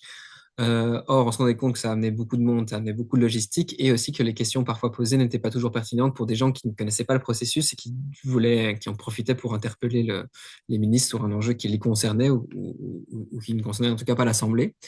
Donc, le parti pris a été de maintenant les faire en comité restreint, donc en invitant les gens qui travaillent sur le sujet traité par l'Assemblée, de le faire en journée. Donc, il y a moins de participants qui peuvent être là sur le comité de suivi, mais plus de monde du milieu professionnel, du milieu associatif. Et voilà, avoir plus de résonance pour les acteurs qui vont vraiment se saisir des résultats. Donc voilà, ça c'est un choix, un parti pris qui a été fait sur base de notre expérience. Et pour la première réponse sur l'évaluation, j'aurais deux éléments, deux éléments à dire. La chose, c'est on commence à voir maintenant pour allez, on va dire les impacts précis de la première assemblée qui s'est déroulée il y a 3 ans. Donc, c'est que maintenant qu'on commence à voir potentiellement des modifications législatives ou des nouveaux projets qui se lancent sur base de ce qui a été fait il y a 2 ans, 2 ans et demi par la première assemblée. Je ne vais pas donner trop de détails parce que je ne suis pas impliqué là-dedans, mais c'est le retour que j'ai eu du porteur de projet. Et je peux demander des précisions si vous souhaitez, mais il m'expliquait que c'est comme maintenant qu'on commence à se dire avoir vraiment un impact significatif et qu'il y a des choses qui ressurgissent maintenant, 2 ans après la fin du rapport. Je ne connais pas tout le circuit que ça a à faire avant d'en arriver là, mais c'est intéressant de se dire qu'il y a cette temporalité à prendre en compte. Et deuxième élément, c'est que l'évaluation dépend aussi encore une fois, de comment s'insère la production de l'Assemblée, le produit de sortie de l'Assemblée dans une politique publique. Euh, Par exemple, pour le premier cycle, il y avait le premier cycle qui était sur l'habitat ici à Bruxelles. Il n'y avait aucun lien entre l'Assemblée et les discussions législatives qui étaient en cours, dans le sens où il y avait déjà, voilà, il n'y avait pas de politique régionale claire dans ce délai-là sur la question de l'habitat. Et puis les citoyens ont produit un rapport sur ce sujet-là. Et voilà, on n'a pas trop su comment l'insérer. Donc, c'est dur de mesurer l'impact et de se dire, est-ce qu'on a mis toutes les chances possibles sur l'impact ou même sur l'évaluation. Mais par exemple, pour le deuxième cycle, par exemple, là, c'était la fin de l'Assemblée a coïncidé avec un moment d'évaluation de la politique régionale d'alimentation ici à Bruxelles. Et donc, on a pu vraiment insérer, enfin, les agents ont pu vraiment insérer le rapport citoyen et le comparer avec un peu les premiers constats de l'évaluation de ces stratégies alimentaires à Bruxelles. Et donc là, ouais, on peut voir des liens, se dire, voilà, à Bruxelles, on a atteint, je ne sais pas, par exemple, 10% de réduction de consommation de viande. Et on voit que l'Assemblée a proposé d'arriver à 25. Enfin, voilà, il y avait un peu des choses à mesurer, à évaluer. Je ne peux pas dire à ce stade s'il y a eu des shifts, des changements de trajectoire. Mais en tout cas, c'était plus simple de faire cette évaluation, de faire cette mesure de l'impact en disant, ben voilà, on a l'évaluation, on va dire, experte d'un côté et puis l'évaluation citoyenne de l'autre, et on a pu les mettre ensemble à un moment qui était prévu dans le calendrier plus long de 5 ans. Donc ça, c'était assez intéressant, cette interaction-là. Merci. Et encore merci. Je vous propose qu'on passe au temps suivant. Peut-être une dernière intervention. Là, je change de casquette que animateur du temps, mais aussi pour réagir au nom de l'Institut. La question de l'évaluation, on l'a travaillé il y a quelques années avec un groupe de travail qui a produit un guide qui est sur notre site, en faisant le constat que notre communauté de praticiennes et praticiens n'était pas toujours tout à fait au fait, équipée en termes de connaissances, compétences pour mener de tels dispositifs d'évaluation qui nous semblent pourtant très structurants et essentiels, en prenant en compte les variables de temporalité que Benoît a évoqué. Le temps de l'action publique, il est long, mais le temps du dispositif, il est court au regard du temps de l'action publique. Donc ce guide est disponible, et je tiens à préciser aussi que ça pourrait être intéressant, peut-être, je le glisse au GEP ACP, qu'on ait une séance un peu plus dédiée à l'évaluation, pour voir dans quelle mesure on pourrait regarder peut-être plus ou moins les mêmes choses sur les différentes assemblées, partager les retours d'expérience des évaluations mises en place, parce qu'il y en a quand même pas mal à ma connaissance qui sont mises en place, et voir comment sur ce droit de suite, je rebondis sur la remarque de Fanny aussi dans le chat, le droit de suite fait partie des choses qui doivent pouvoir être évaluées. Ça serait intéressant de voir s'il y a de la donnée dans un contexte, là, je fais une parenthèse plus plus politique, mais où la participation est souvent critiquée par son inefficacité, son coût, ses délais. Si on arrive à sortir des indicateurs évaluatifs pertinents, qualitatifs, quantitatifs pour mieux la défendre, ce serait probablement au bénéfice de notre communauté. Et voilà, ça c'était la petite parenthèse sur le lien avec l'évaluation. Merci Marion et Géraldine qui doivent nous quitter. Encore un grand merci pour vos interventions. Hein, et Elian a aussi partagé un document de suivi. Bref, il y a des liens dans le chat. Je vous propose, si je sais pas si tu as les questions qu'on peut projeter, Louise. On voulait vous proposer un temps en groupe, mais comme on n'est pas trop nombreux, on voulait proposer de continuer en plénière. Je garde la parole d'ailleurs pour l'animation, mais si un collègue ou une collègue veut prendre la suite, je passe le bâton de parole aisément. Vous voyez On bien avait les 3 questions? questions qu'on... Ouais. Comment? Vous voyez les Ouais. questions? Ouais. On les voit très bien. Je me permets de les lire au passage. On voulait vous questionner pour, au-delà des exemples de Paris et Bruxelles et la région bruxelloise, vous entendre sur des choses que vous auriez envie de partager, ou des contributions que vous auriez envie de faire, sur pour quelles raisons le droit de suite est-il mis en place, quel portage semble nécessaire pour son efficacité.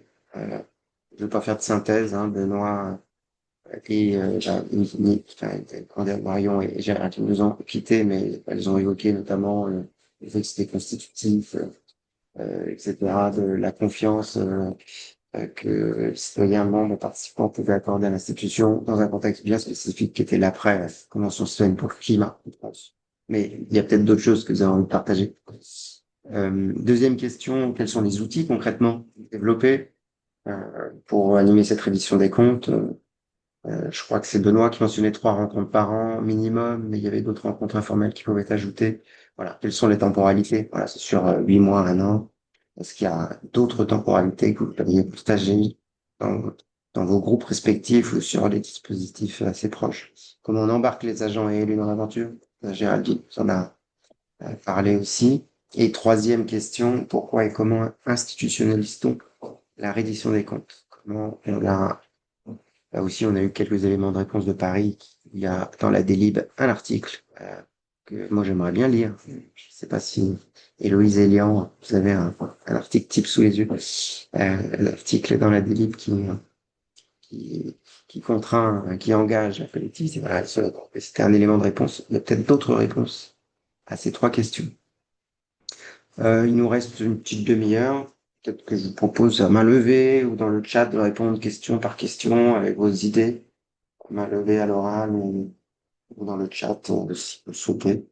Ça vous conviendrait comme animation. Je sais pas, un lien Martial, j'improvise vu le nombre de participants. Donc, pour quelles raisons le droit de cite est-il mis en place? Quel portage semble nécessaire? Quelles sont vos interventions? N'hésitez pas à lever la main du Zoom pour prendre la parole ou à parler dans le chat. Marie, je vois une main levée de Marie. Je viens de C'est retrouver bon, le on bouton. t'entend. C'est bon. Peut-être oui, une réaction. Déjà, merci à tous les intervenants. C'était vraiment très intéressant pour nous en Haute-Garonne qui lançons notre premier comité de suivi. Voilà, un petit peu aussi dans la nouveauté. Donc, c'est très précieux. Et je voudrais réagir sur la deuxième question.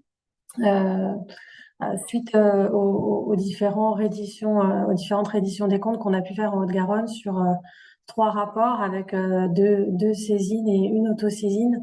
On a pu constater, ça va dans le sens peut-être de ce qui a été dit, l'importance de finalement au plus tôt d'embarquer les directions compétentes avec nous dans l'aventure de la concertation. Et ce que je peux dire avec le petit recul là sur mes 6 mois en Haute-Garonne, c'est que plus on les embarque tôt, plus finalement il y a une acculturation qui peut se faire et, une meilleure compréhension des enjeux et des attendus de ce moment clé qu'est la reddition des comptes. Voilà, donc je voulais faire ce retour sur ce point-là et, questionner, alors peut-être une question en ricochet aux autres participants, un point que je me faisais et qui rejoint peut-être le point 3 aussi sur le format que pouvaient prendre ces rencontres de reddition des comptes et les outils. J'ai entendu parler, alors c'était plutôt sur le volet convention citoyenne, mais à Grenoble, d'une expérience de speed meeting que je trouvais assez intéressante euh, pour questionner, en réponse aussi aux retours que j'ai pu avoir des collègues d'autres directions sur le côté très chronophage de la reddition des comptes, dans une temporalité qui n'est pas toujours la même que celle qui peut être attendue par les personnes qui participent aux assemblées citoyennes. Et donc, je me questionnais ici en Haute-Garonne, voilà, peut-être comment faire pour faciliter la tâche aux uns et aux autres et répondre aux attendus et garder une dynamique de travail dans la continuité de ces assemblées citoyennes. Et donc, voilà, je me questionnais sur les différents formats qui pouvaient exister et avec cet enjeu d'institutionnaliser et de transparence aussi sur les retours. C'est vrai qu'en Haute-Garonne, on a une proposition avec une cinquantaine de retours. Donc, la question de répondre à toutes les propositions et comment les choisir s'est posée. Donc, on se questionne aussi sur ces outils-là. Et voilà, c'est une question que je voulais vous partager. Merci Marie. On est plus dans l'exercice à proposer, c'est-à-dire partager les bonnes pratiques, les questionnements ou les exemples. Donc, moi, je retiens deux choses. Le côté embarquer tôt les agents dans les dispositifs le plus tôt possible pour les acculturer et qui s'attendent à anticiper les étapes d'après.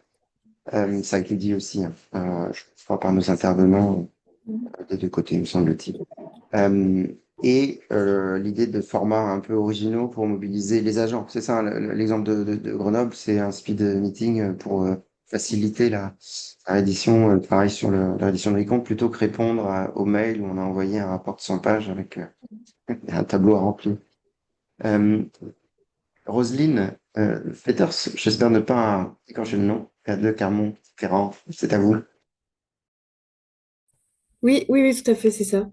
Oui, bah, c'était juste pour dire, moi, je rejoins tout à fait ce qui a été dit. Nous, on avait fait un peu ce constat qu'il fallait associer l'administration aux travaux des assemblées citoyennes après avoir vu la Convention citoyenne pour le climat, parce qu'on voulait pas en fait que sortent des propositions qui soient pas mises en œuvre ensuite par l'administration, qui ne puissent pas l'être. Et donc, que ce soit pour notre Convention citoyenne ou pour notre observatoire citoyen aujourd'hui, on associe les services, les élus dès le début. Il y a des échanges réguliers. Alors, effectivement, comme disait la ville de Paris, il faut faire attention à ce qu'il y ait des temps d'échange entre les habitants sans les directions et les élus pour que leur réflexion elle soit indépendante. Mais voilà, c'est quand même important qu'il y ait des allers-retours et on voit que ça permet aussi de créer de l'intercompréhension. C'est-à-dire que les citoyens, quand ils rencontrent les services, ils apprennent beaucoup sur le fonctionnement de la collectivité, sur ses contraintes aussi. Donc, du coup, ils vont aussi potentiellement proposer des choses qui soient plus facilement réalisables. Et puis, moi, ce que j'ai vu, ce que j'ai trouvé bénéfique, c'est qu'ils ont beaucoup appris sur le rôle des élus aussi. Donc, des adjoints au maire qui rencontrent pas forcément. Et puis, des fois, ils ont l'impression qu'ils sont là surtout quand il y a des cérémonies et ils voient pas bien tout le travail qu'ils font derrière. Donc, j'ai trouvé que c'était intéressant pour ça. Et nous, ce qu'on a fait, donc on a un observatoire citoyen, donc c'est des citoyens tirés au sort aussi, qui évaluent des politiques municipales, donc c'est comme une assemblée citoyenne. Et en fait, que ce soit pour la dernière ou cette année, on demande aux directions, on sonde un peu les directions sur les sujets qu'elles voudraient faire évaluer par des citoyens. Donc en fait, déjà en amont, on les sollicite pour savoir quels sujets ils aimeraient discuter avec eux. Après, on a quand même laissé la possibilité cette année aux citoyens de proposer des sujets eux-mêmes pour qu'ils se sentent quand même plus libres. On a vu que c'était important. Mais, et pour chaque direction, on demande à ce qu'il y ait un agent un peu référent qui s'engage du coup à rencontrer ces citoyens quand ils en ont besoin. Ouais, donc comme ça les implique en effet dès le début. Et du côté des élus, donc on a une adjointe au maire qui est un peu qui porte un peu ces questions-là et qui se fait aussi le relais auprès des autres élus pour leur dire, voilà, il y a telle politique qui a été saisie par les citoyens, ils vont avoir besoin de vous rencontrer. Voilà. Donc ça permet d'avoir une médiation entre élus aussi et je pense que ça aide aussi. Merci de cette intervention. Donc là, ça souligne l'importance de l'élu qui a la bonne délégation pour aussi jouer ce rôle pivot au sein. Et sinon, ça rejoignait en partie ce que disait Marie sur l'importance d'associer les services très tôt, avec cette spécificité de l'observatoire citoyen, là, qui est un autre dispositif assez complémentaire, mais où potentiellement les services sont sollicités pour proposer des sujets. Donc ça, c'est intéressant un autre dispositif. Fanny, vous Oui, aviez posé des questions à l'écrit, je vous vois lever la main. En complément, allez-y. oui. Alors, je ne sais pas si ça répond à une des trois questions, quoique sûrement. Nous, donc nous, on se situe plutôt du côté prestataire. On est susceptible d'accompagner des territoires dans leur dispositif de participation. Et là, je me rends compte, enfin, les collectivités qui ont témoigné, elles ont soit des services dédiés ou alors des bonnes pratiques déjà bien mises en place et bien calées. Donc c'est super. Mais quand nous, on accompagne des territoires beaucoup plus petits, euh, la reddition des comptes, en fait, ils sont déjà épuisés quand on arrive à ce moment-là. C'est déjà beaucoup d'avoir animé, d'avoir pris le temps de cadrer. Et je me rends compte qu'on a un rôle aussi en tant qu'accompagnateur, enfin en tant que prestataire, de les faire tenir jusque-là, ou en tout cas de les accompagner à comprendre ou les sensibiliser à ce que ça veut dire, d'être présent même dans le droit de suivi. Parce que nous, en tant que prestataire, on s'en va après. On n'est pas là. Enfin, comme le disait Benoît, si on reprend contact, oui, c'est vrai que 3 ans plus tard, on a des nouvelles de ce que ça a donné. Mais on s'en va quand même assez rapidement une fois que les dernières animations sont finies. Donc il y a peut-être aussi notre responsabilité de former et d'accompagner les équipes sur place qui, elles, restent et sont là et vont devoir suivre et mettre en œuvre tout ça. Merci. Merci. Ça rajoute aussi des éléments qu'on peut verser à notre panier de bonnes pratiques sur la difficulté pour les personnes, les structures en prestation, hein, d'aller au-delà de la fin des animations, qui les relaient aussi dans l'administration pour répondre. Et la question de l'épuisement, effectivement. Est-ce qu'il y a d'autres remarques? Je vois qu'on a encore une dizaine de minutes. David réagit dans le chat, sur le temps disponible et sur la décision et l'impact. Sur la reddition des comptes, oui, et sur la décision et sur l'impact de la politique publique, effectivement, il y a deux axes d'évaluation. Là, je pense que tout à l'heure, on parlait plutôt du premier, en tout cas, puisque l'évaluation des politiques publiques, c'est un vaste champ qui est déjà mobilisé dans pas mal d'actions publiques. Mais là, l'idée, c'était de savoir si les assemblées ont un impact sur la politique publique et pas l'impact de cette politique publique. C'est C'était simplement ça l'idée. c'est une Oui, une clarification clarification. Hmm. préliminaire pour moi, notamment quand j'en parle avec des gens qui, qui demandent une reddition des comptes, bien savoir de quoi on parle. Et c'est deux choses différentes qui s'évaluent différemment. Enfin voilà, c'était une évidence sans doute pour notre assemblée. Il n'y a pas d'évidence qui mérite peut-être partagée, repartagée, rappelée. Je pense que le message est très clair, David. Il permet de clarifier, effectivement, ce qu'on entend par évaluation, impact, décision. Est-ce que vous avez d'autres observations sur la dynamique citoyenne? Moi, je me permets une petite contribution dans la continuité des propos de Fanny. Il y a aussi des assemblées. Et ça a été dit tout à l'heure. On voit que les promos, je sais pas comment les appeler, mais les promotions ont des tempéraments un peu différents. Nous, je peux relayer ça a été dit tout à l'heure dans un autre contexte, mais j'ai oublié si c'était Bruxelles ou Paris. Mais la première année où nous avons accompagné la ville de Marseille en tant que prestataire, euh, on avait une assemblée très vision contre-pouvoir citoyen, donc qui se sont investis d'une tâche avec un petit groupe, petit, hein, parmi les 111, mais qui s'est constitué en association, à l'instar de l'association des 150 pour la fin de vie et des 180, j'ai oublié mes chiffres, mais sur la Convention citoyenne climat, c'était un peu plus grand. Enfin bon, bref, il y avait l'association CCC et l'association fin de vie qui ont été créées. Ils ont voulu faire ça à Marseille. Elle vit encore l'association et elle accueille aujourd'hui. Elle a tendu la main aux personnes participant au mandat numéro 2, à la deuxième année. Donc, on est à la toute fin, là, c'est en train de se finir, donc on ne sait pas si ça va le tuilage va se faire, mais a priori, il y a au moins quelques membres qui vont aller jeter un œil à l'AG, voir ce qui se passe. Euh, L'idée de cette association, c'était dans un flou modéré, mais existant sur les modalités du comité de suivi. Ils voulaient être sûrs qu'ils allaient avoir un véhicule pour continuer à mettre un peu la pression. Là, maintenant, le comité de suivi est beaucoup plus formalisé, mais l'association a toute la vocation à défendre un peu ce suivi mandature. Donc, c'est que par rapport à la question de l'essoufflement aussi qui était posée tout à l'heure, les associations, une association qui a vocation, qui s'appelle Citoyennes et Citoyens du Futur de Marseille, a vocation à accueillir toutes les promotions. Et peut-être faire du lien et peut-être faire de l'émulation, qui sait, sur le droit de suite. Ça, c'était une hypothèse. Et merci Martial pour me rappeler les chiffres dans le chat de la composition des CCC et CCFV, 150 et 184.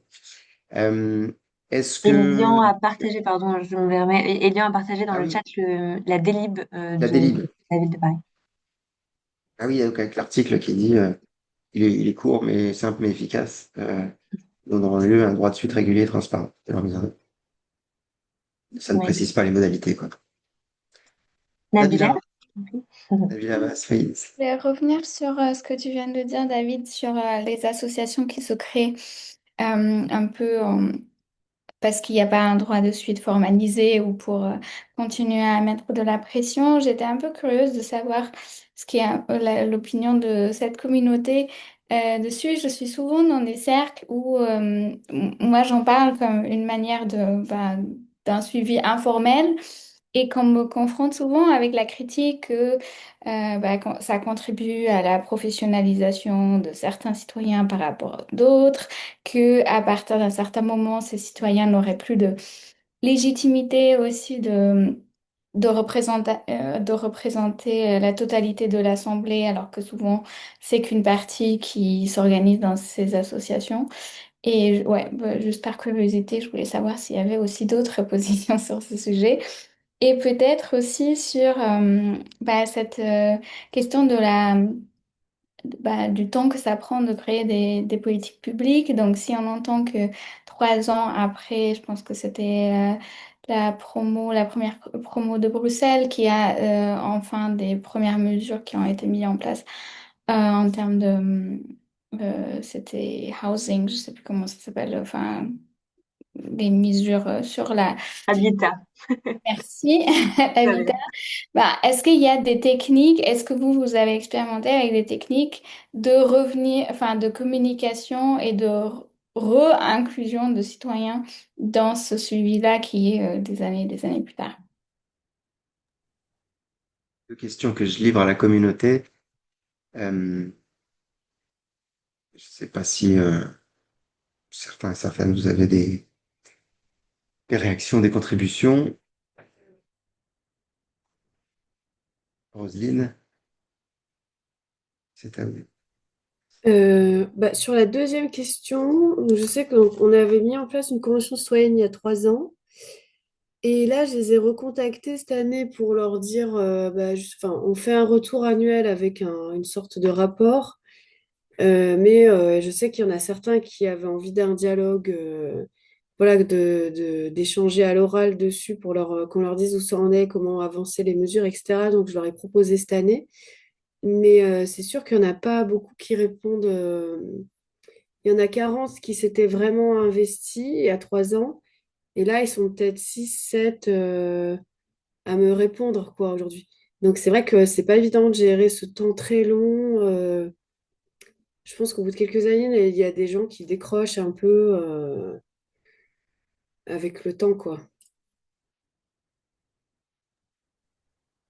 Une difficulté qu'on a sur d'autres dispositifs d'ailleurs, qui peuvent être des concertations plus traditionnelles ad hoc sur un projet urbain que les 10 ans à sortir. Donc je comprends que le décrochage. Martial. Oui, mais je peux partager le témoignage de l'autre côté, en tant qu'ancien participant de la Convention citoyenne fin de vie, ayant participé à lancer l'association donc les 184. qui aujourd'hui a environ 110 membres, je crois. Ça a été un peu diesel, c'est-à-dire qu'on a mis pas mal de temps à continuer d'inviter les conventionnels qui le souhaitaient à rejoindre.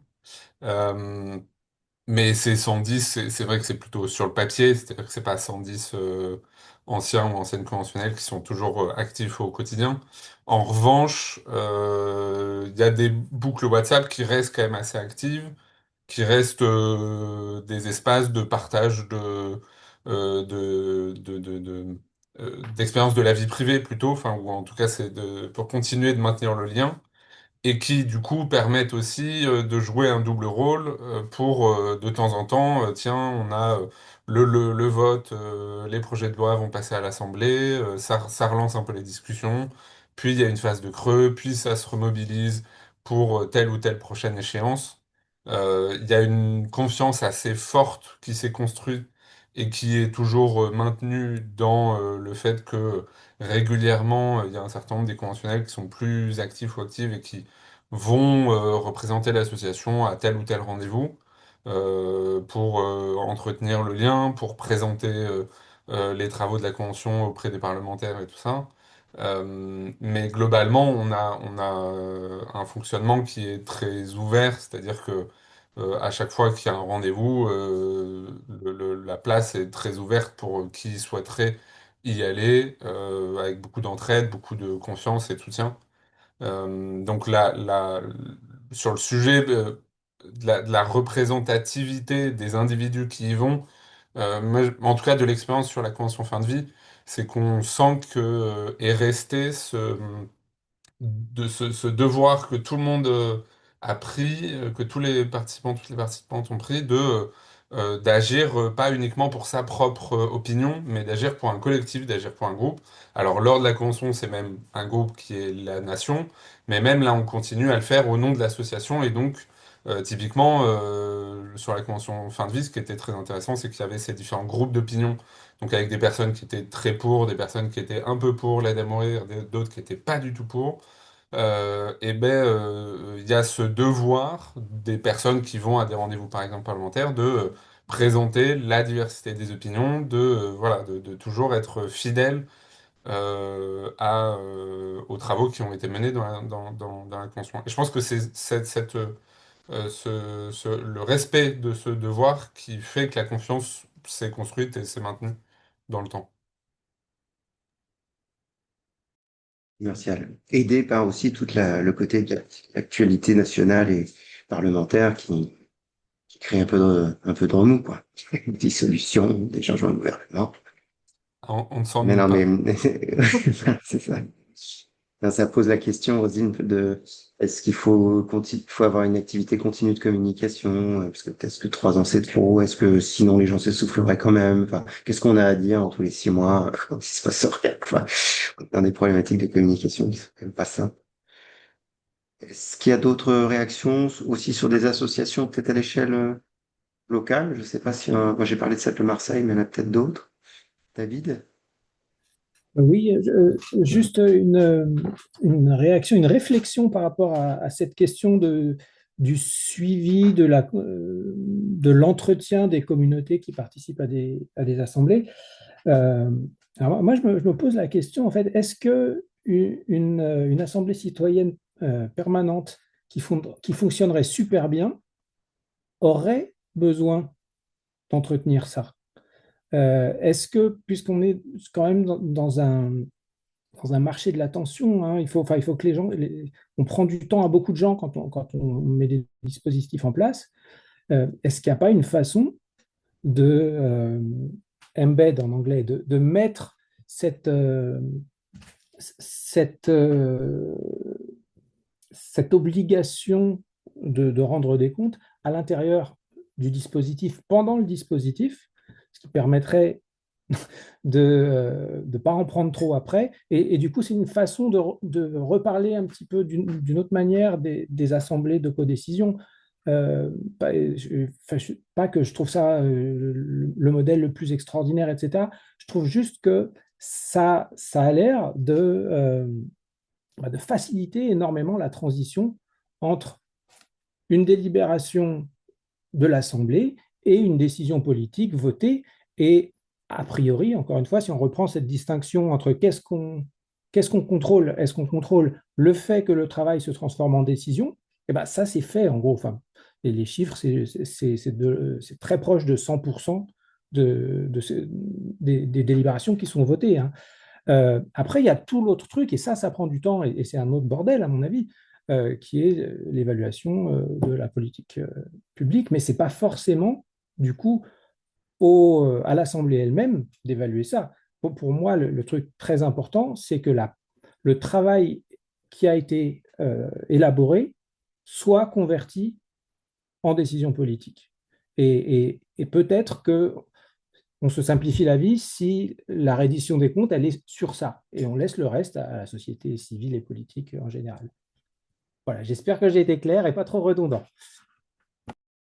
Pas du tout. Je pense que le modèle que tu mentionnes, hein, il fait écho à un travail en chambre, hein, qui mélange bien citoyens, techniciens et élus un peu plus en permanence que ce qu'évoquait Marion tout à l'heure, où le politique vient à des moments et à des moments il n'est pas là. Je pense que dans la variété des assemblées qu'on rencontre dans ce groupe, on voit que le curseur, il se place soit d'un côté, de l'autre ou au milieu, avec des nuances de gris. Je pense que Nabila et Héloïse probablement pourraient nous éclairer encore davantage là-dessus, mais je pense que le rapport à la codécision, il s'interprète en fonction des territoires, mais qu'il est jamais totalement absent, puisque c'est constitutif du souhait de faire des assemblées citoyennes. Et le point que je soulevais, oui, c'était sur l'évaluation. Je pense que on est d'accord, hein, ce groupe, en tout cas, moi, la proposition que je voudrais y faire, c'est de plutôt se centrer sur l'impact du dispositif d'assemblée sur le processus démocratique et ou d'élaboration de la politique publique, mais pas de la politique publique elle-même, puisque là, on rentre dans d'autres champs de spécialité. Euh, Est-ce qu'il y a d'autres remarques? Et je crois que Nabila, on n'a pas eu trop de remarques sur les tensions autour des assemblées, des associations. C'était ta première question, je crois, hein. Moi, je voulais juste glisser encore une fois Marseille, mais parce que c'est le seul cas où on a une association qui s'est créée. Ça a perturbé un peu le démarrage du comité de suivi parce que effectivement, il y avait la ville ne voulait pas réserver la reddition des comptes à cette association, mais ne voulait pas délégitimer l'association. Je crois qu'elle a essayé de faire quelque chose d'intermédiaire. Je crois que ça va bien depuis, mais il fallait trouver voilà, des citoyens membres de l'année X, plus l'association, mais pas ne devant pas se substituer à l'autre, ne maîtrisant pas euh, les logiques à l'œuvre au sein de l'association, qui peut être fonctionnelle ou dysfonctionnelle, ça dépend des gens qui y sont à l'intérieur. Donc c'était un petit jeu d'équilibre, et si ça t'intéresse, la villa, je peux te mettre en relation avec la vie. Est-ce que du coup, Euh, il y a des apports sur les dernières questions là de David, Nabila? ouais, j'ai l'impression que ça se... Que- J'ai l'impression qu'on est vers la fin, hein. J'ai l'impression, oui, il est 54 et on Ouais, a déjà bien travaillé, je trouve. Je sais pas ce que vous en carrément, pensez. carrément. Yael, Super. Est-ce qu'il y a je passe la parole une pour un dernière petit mot de... frustration? Ouais. Est-ce qu'il y a une dernière frustration dans les prises de parole ou si on conclut, ça va à tout le monde? Ça a l'air d'être bon. De toute façon, on aura d'autres espaces d'échange sur d'autres thématiques par la suite dans le cadre de ce groupe d'échange. Euh, Peut-être juste se dire qu'effectivement, là, c'était notre dernière session avec l'été, avant l'été. Merci beaucoup d'avoir été présent et présente. On était un petit groupe, mais ça a bien échangé. Je pense qu'on a pâti pas mal de notre panne SFR. Moi, j'avais un webinaire ce matin déjà et on avait perdu beaucoup de monde, plus les agendas qui se chargent en cette période-là. Merci pour les échanges qui étaient hyper riches. Je pense qu'on part avec plein de clés de lecture et j'espère que ça a enrichi les présents et présentes. Vous dire qu'on vous donne rendez-vous en octobre pour la prochaine session, début octobre. On ne l'a pas mis en septembre parce que septembre, on sait toujours que c'est les rentrées sur les chapeaux de roue. Mais on se retrouvera très certainement le 7 ou le 8 octobre.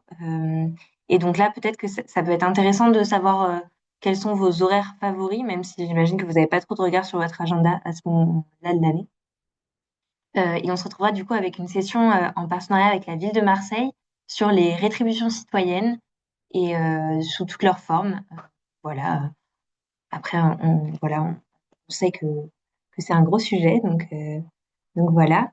Est-ce que déjà pour les personnes présentes, mais bon, du coup, vous n'êtes pas très représentatif des deux opinions, parce que je voulais vous savoir si cet horaire-là de 13h à 15h vous allez, mais si vous êtes présent et présente, c'est que généralement ça colle assez bien. Et si vous avez d'autres horaires que vous préférez, n'hésitez pas à les mettre dans le chat.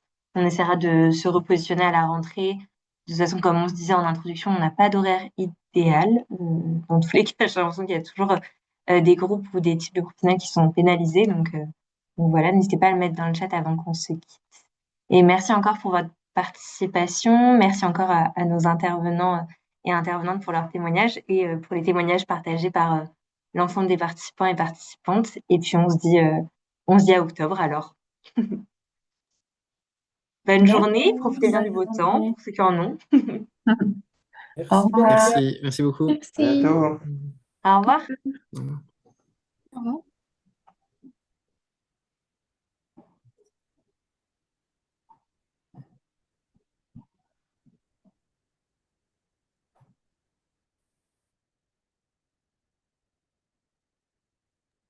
Merci. Je sais pas qui a mis Mathilde en salle d'attente, mais merci. Je t'en remets pas. Bon, c'était un petit groupe, mais ça a bien interagi. Ouais, je trouve, non? Se repenser de l'extérieur, c'est tout. Héloïse, bien. Bah oui, pas mal, ouais, un peu déçu par la mobilisation quand même, quoi. C'est sûr que c'est pas énorme, si on se disait, je pense qu'il y en a eu 15. Si on enlève Ouais. nous, Le Cab, Toragnon qui sont venus à 3, enfin voilà, ça fait pas beaucoup de monde, quoi. Clairement, 15 Mm. personnes, c'est pas dingue, mais il y a des belles choses qui ressortent, en tout cas, qui viennent nourrir notre thématique du jour, donc c'est pas mal. Je pense que tu as pris